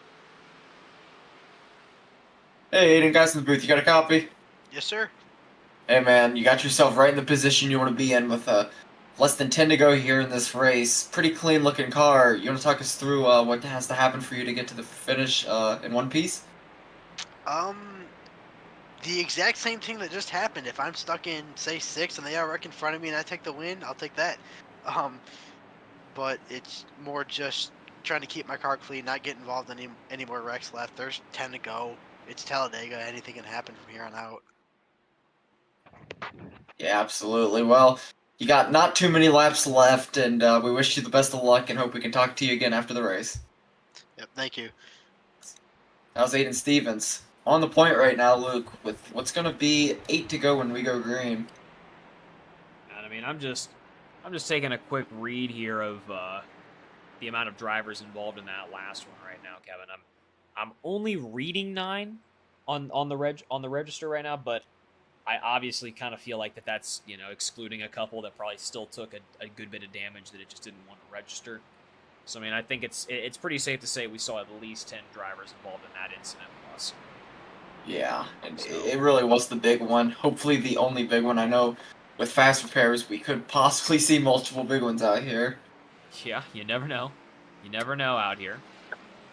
But it definitely creates for a very interesting end of the race out here now because we see a good change of front runners out here. A couple drivers that were pretty far back out here and, in my opinion, didn't look like they would be in a very high position potential out here going towards the end of this thing up until the big one.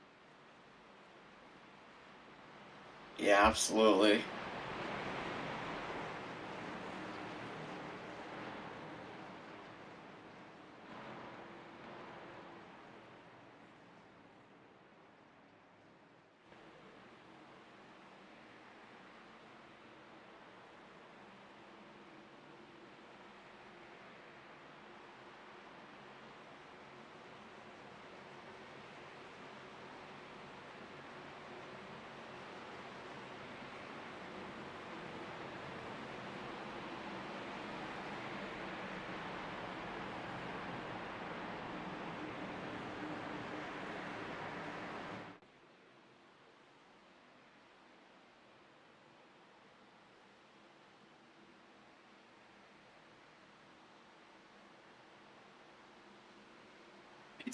Lights are off on the pace car here.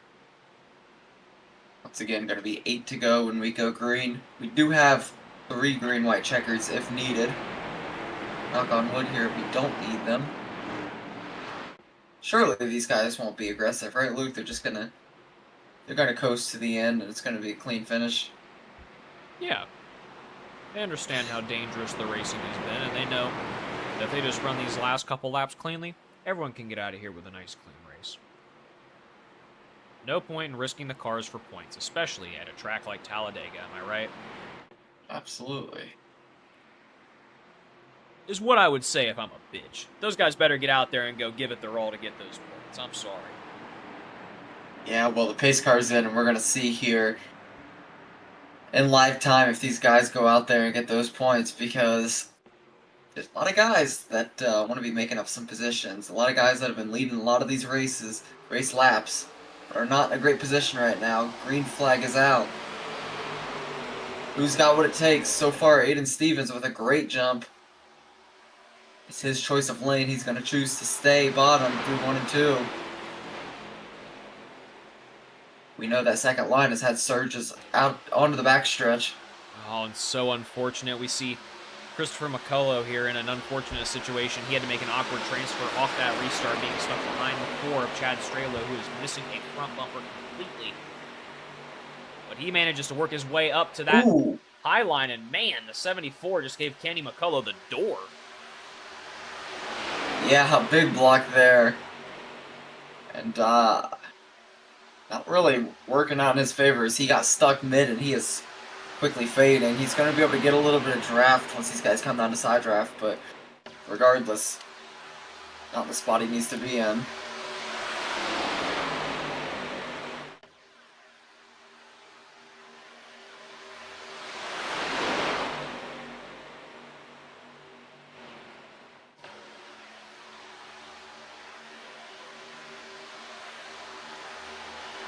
Sean Merriman on the point right now, but here comes Dawson Price. He makes the move in front of Kenny McCullough. Kenny McCullough goes 3. Dawson Price goes a side draft. Oh, and we're sweet wrecking. Jesus! Oh, no. Oh, and, well, we get the second big one. Yup. With 7 to go.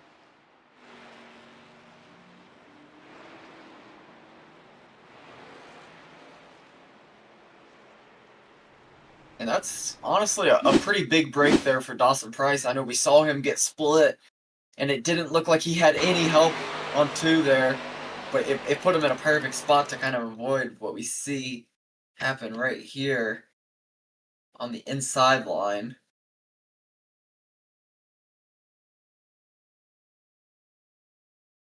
Is this one of those things where there's 2 wrecks at the same time? Because I'm seeing a little bit further back Heath Job involved in something.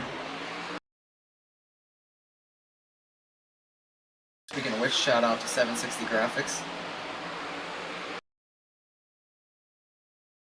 Yeah, we actually see the 14. I don't know if it was an attempted avoidance at the wreck or maybe it was just a self-clear. The 14 makes a dive down to the inside and just clears across the 760's nose, getting him and a lot of the other drivers on the infield. Oh, including the 28. Connor Price, and man. Yeah, like you said, Kevin, I think it's pretty safe to say that was our second big one. Yeah, absolutely.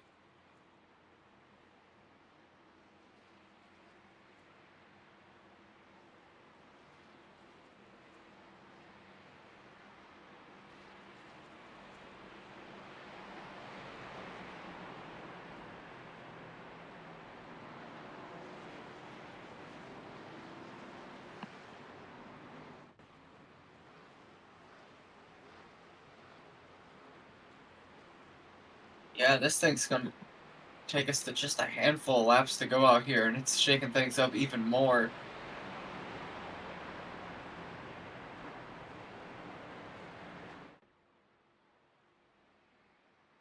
Yeah, I'm reading 5 meatballs after that wreck alone, Kevin. Wow.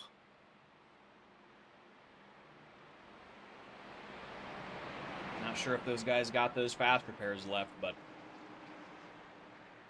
they better hope they do, because if not, I believe that is an unfortunate end of a long race for maybe a couple of those drivers. And I believe we're going to be sitting at 3 to go? 3 to go, we go green? Yeah? Yeah, I think so. Yeah, I'll extend. Either 3 to go or a natural green-white checkered. But yeah. Either way, I'll ask you the question, but I'm also going to extend it to everybody watching right now. We've seen the race completely flip on its head here. I'd say, 2 or 3 times here in the last 10, 15 laps? Okay. Of all the drivers you see out here right now, who do you put your money on? As crazy as this still could get in this thing. I think it's got to be Kenny McCullough. He's going to be restarting on the outside line. We know that's where he's wanted to be all night. He can work the wall. He can work 2. He's one of the best at side drafting, I'd say. So he doesn't really have the help in terms of teammates that he's had previously in the race. But he's got Travis Farmer, who's really proved to us that he's a good racer, not only in this season, but in previous seasons we've broadcasted for him. So I think that outside line is going to roll. Now the question is, will Sean Merriman get a good enough jump to come up and clear in front of it? And even if he does have that opportunity, will he take it? I don't know. But I do think that outside line is going to roll really well. Yeah, and I was going to kind of say I'm in similar shoes in that situation, Kevin. I think my money would definitely be on the 03, surely just to the experience there on that. I mean, like we said earlier in this thing, he's got his own series here, so we know he's no stranger here to these super speedways out here, and he's definitely in the position he's been wanting to set himself up in throughout the evening out here. So he's definitely looking for a for an interesting finish out here. But one thing that is also interesting right now is two of his helpers behind him, not his direct pusher, but the two vehicles behind his pusher, are both missing their front bumpers and have some pretty extensive damage from what I can see. So that outside line is, I don't know, it might struggle off this start, Kevin, but I imagine the 04 here of Christopher McCullough knows that and is going to probably be looking to get up there to help him out. Yeah, that's a good catch, Luke. I didn't even see that both of them had their front bumper missing, and that's definitely going to change things here. It's going to be interesting to see how fast they die off as far as pace goes, because there's no question that they're not going to be able to keep pace with some of these clean cars. And we're going to see a natural green-white checkered out here, so that's meaning we are not using any of our green-white checkers out here. We still have all three out here, but it's still going to take fashion of the typical green-white checker. So.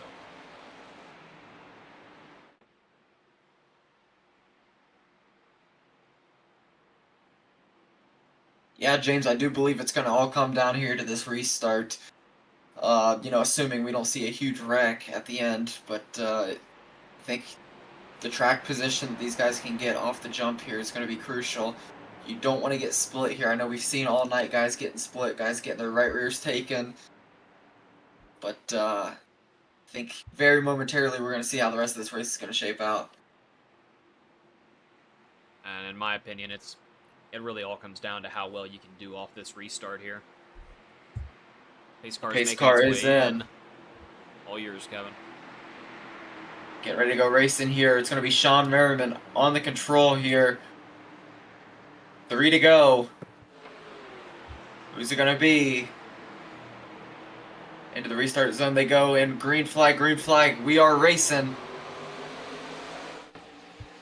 A good connected jump there for the 18 and the 54 on that inside line. But, after those front two rows, there's a big gap because those guys without the bumpers, as predicted, did not get a start. Christopher McCullough, though, is going to make his way up and around the damaged vehicles. Yep, just and like then I we'll help that outside line. Just like I was talking about. Kenny McCullough now making the run up there. They got a very solid line running there. Ooh, yellow flag is out.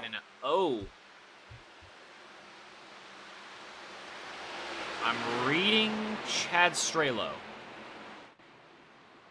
See some smoke down the entry of turn 3. And that is going to bust out the first green-white checkered, Kevin, and it looks like it's going to be between the 4 and, I think, the 74.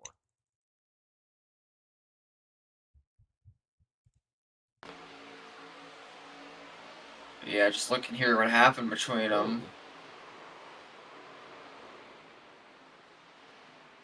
And you can see the 4 of Chad Strelo off pace and kind of just in desperation mode without that front bumper. 74 has a huge run on him and tries to go to his right. And they kind of meet in the middle and another hard hit. But fortunately for the 4, he didn't lose a front bumper because he didn't have one to begin with. Exactly. You can't lose something that you don't have already. He who wears no pants fears not of a pickpocket. Exactly.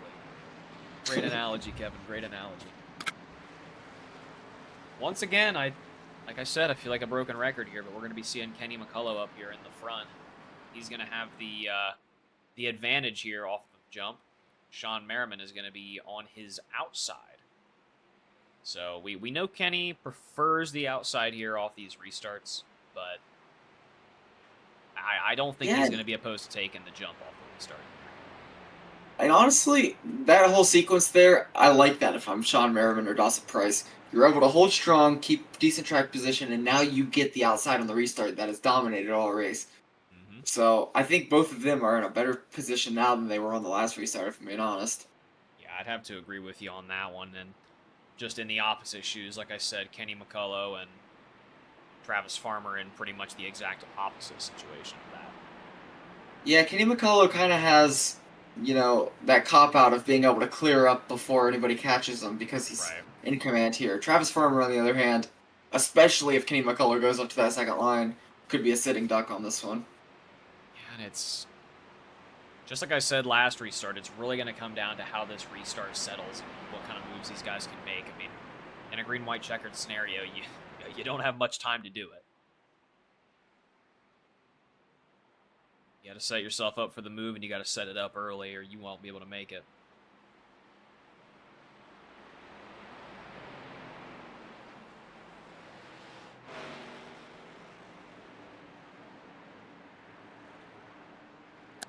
See, 4 drivers currently sitting in the pits right now. And actually, it's a couple more than that. I see 9 in there at the moment.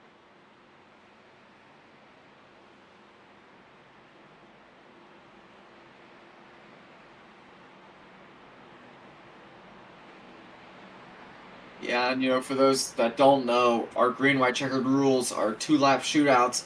If a caution comes out on that first lap of 2, it is going to re-rack and go to another green-white checkered 2-lap overtime. However, if we get to the white flag, it doesn't matter how much they wreck, we are running it out. So these guys are really just trying to get around a lap clean here, Luke. And, as much as I hate to say it, in some races it's easier said than done, and I think this is kind of one of them. Yeah, absolutely. And that's why we have 4 green-white checkers out here. I thought it was 3. It's actually 4. So Oh, hell yeah. Extra racing if need be. But if you're one of the guys up front, I don't think fuel is a concern, but I'd imagine they definitely still have some ants in their pants, just wanting to get this race over with. Oh, yeah. Either way, I feel like everybody's going to be out there giving it hell and putting the foot to the floor out here in these last couple laps.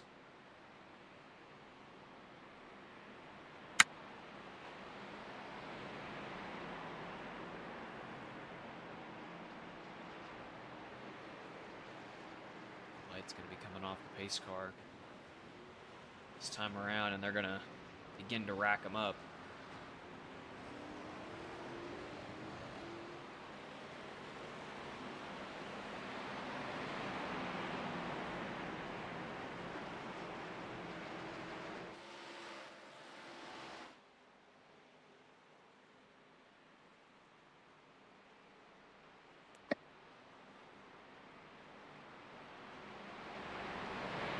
Those guys, but even with the mashed up front bumpers, they're still sitting in a better situation than those who are unable to finish the race right now. They're still cashing on some extra points.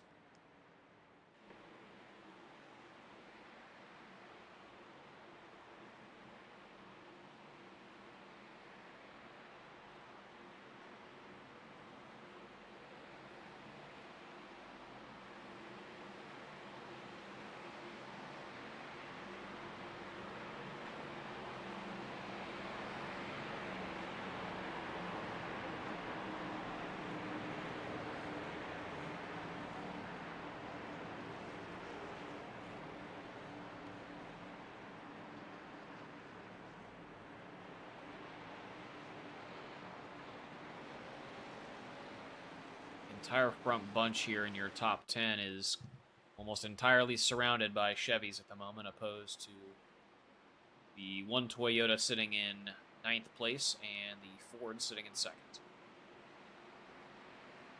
Not that that's going to have too much to do with these things. All these ARCA cars drive pretty much on the spot, similar to my understanding, but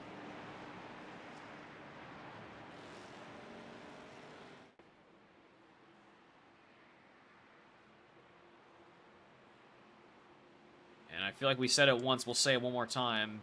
Maybe for the last time tonight, getting ready to go green out here. It's going to be Kenny McCullough and Sean Merriman out here. First official green-white checkered of the evening. Here we go, approaching the restarts.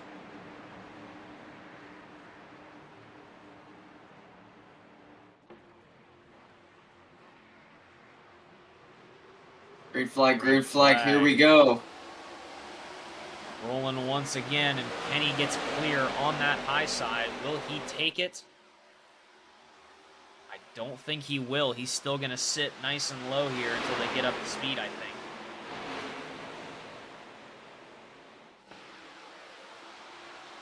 I think he's looking to probably try to get one of his teammates clear here at least. He's going to have those front 3 clear. Might even that inside line. Rolling a lot better. They're going to Here get comes all Chris 4. McCullough. Here they go. They're going to make the stack up, but it's going to strand Travis Farmer, unfortunately, who tries to make the move with them. And that's going to link up the McCulloughs. And that is a very ideal situation for them right now, as we are approaching the white flag here. And that inside line just losing so much speed here. They're going to need to be pushing with everything they got here to have any sort of run out here. White flag in the air out here. We're running this one through. The McCulloughs in the 1-2. Danny Burns in third.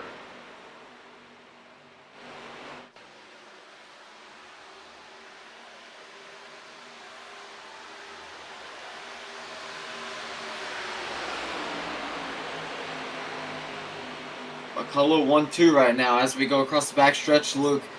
For the last time, no matter what, they're holding that wall as Sean Merriman makes his move. No one's Not with much him. going to be with them. He's going to have to dip back up. Going to try to chase the run down there, but not going to go. Through the tri-oval here, Heath Job looks for it, and no one able to catch up to that top 3. Wow. McCullough 1-2 and a Danny Barnes 3. What a finish there, Luke. And Man. right kind of where they were all race, they were able to get there at the end. That outside line works for MMS as they get a 1-2 here on the evening. Yeah, really putting on a clinic out here. And I got to say, we called it there, Kevin, near the end of that one. We kind of called that one there. You know, we mentioned that we think the experience was really going to bring it out there for him. And we kind of got that on display out there. Yeah, absolutely. What a finish here. A great run and a great recovery for a lot of guys. I mean, we saw Danny Barnes, we saw Heath Job both get involved in incidents. I think earlier we saw Kyle Van Drunen get involved in an incident. So a lot of recoveries here to get up into good finishing positions. We're gonna see them shitties. Kenny McCullough here, bringing home the win out here for MMS. I believe that's gonna carry us on to our interview portion of the segment. I believe we're gonna be doing the traditional start from 3 to 1 out here, as Kenny is a little busy. Yeah, no doubt about that. I imagine they all are. Look, as we see some burnouts from Danny Barnes, we see some. I think we might have saw some from. No burnouts from Christopher McCullough as he opts to. Straight business. Yeah, give the spotlight to team owner and race winner Kenny McCullough. He's gonna do the old burn it down on the checkered flag, and cost the team mechanics and engineers a good 10 grand plus on motor parts. Yeah, absolutely. I think it's time to get these interviews started, as I'm going to start with your third place finisher on the evening, Danny Barnes. Hey, Danny, you guys in the booth, you got a copy? Hello.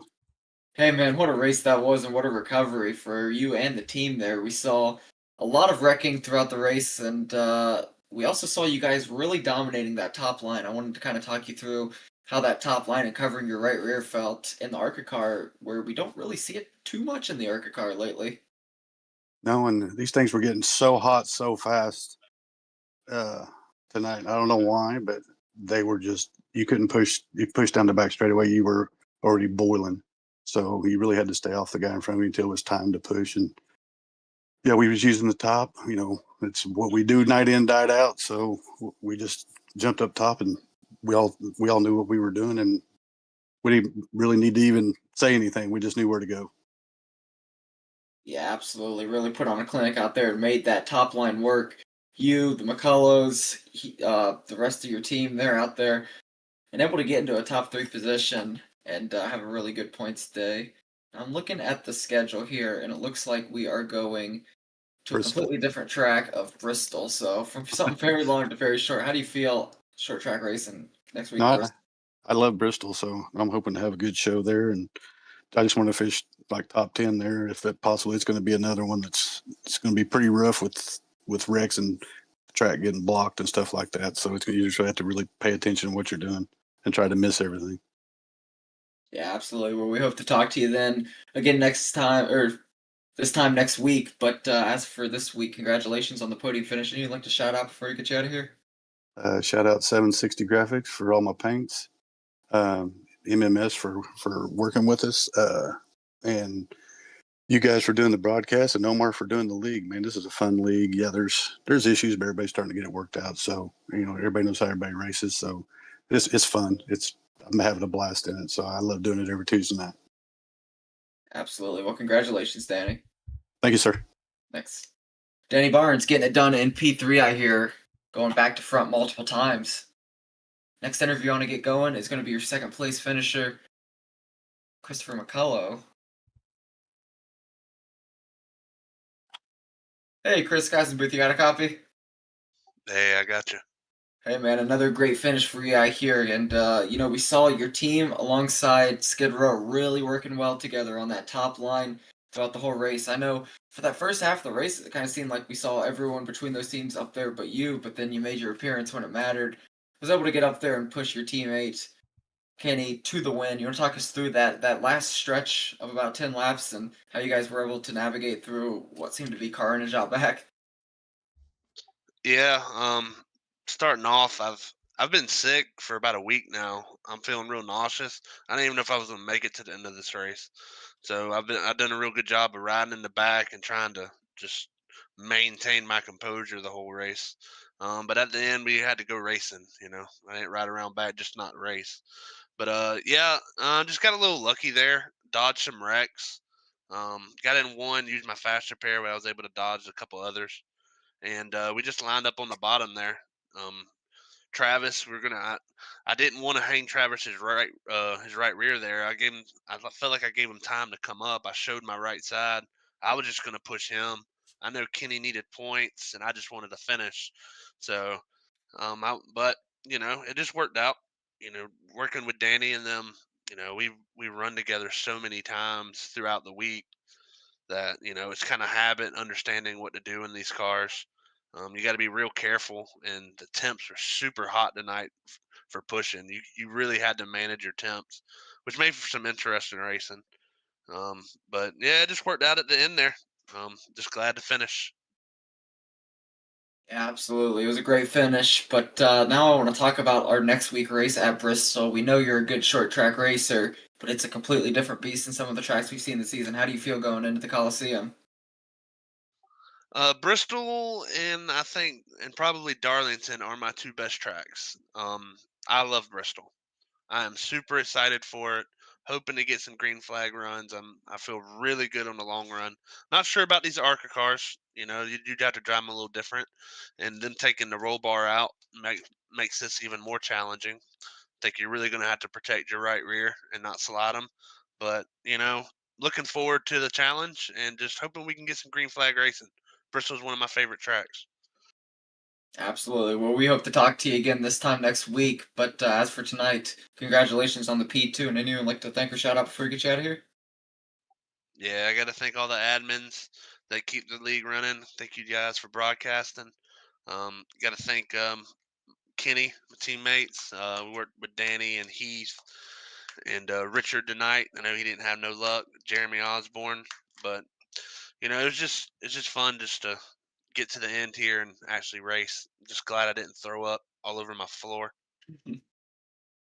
Yeah, well, hopefully a podium finish is making you feel a little bit better out here. But congratulations on the P2 finish, Chris. Thank you, sir. Y'all have a good night. Hey, you too. Chris McCullough getting it done in second place, pushing his teammate Kenny to the win. And our last, but definitely not least, interview of the night is going to be Kenny McCullough Jr., who was, in my opinion, Luke the favorite coming into this one. Yeah, absolutely.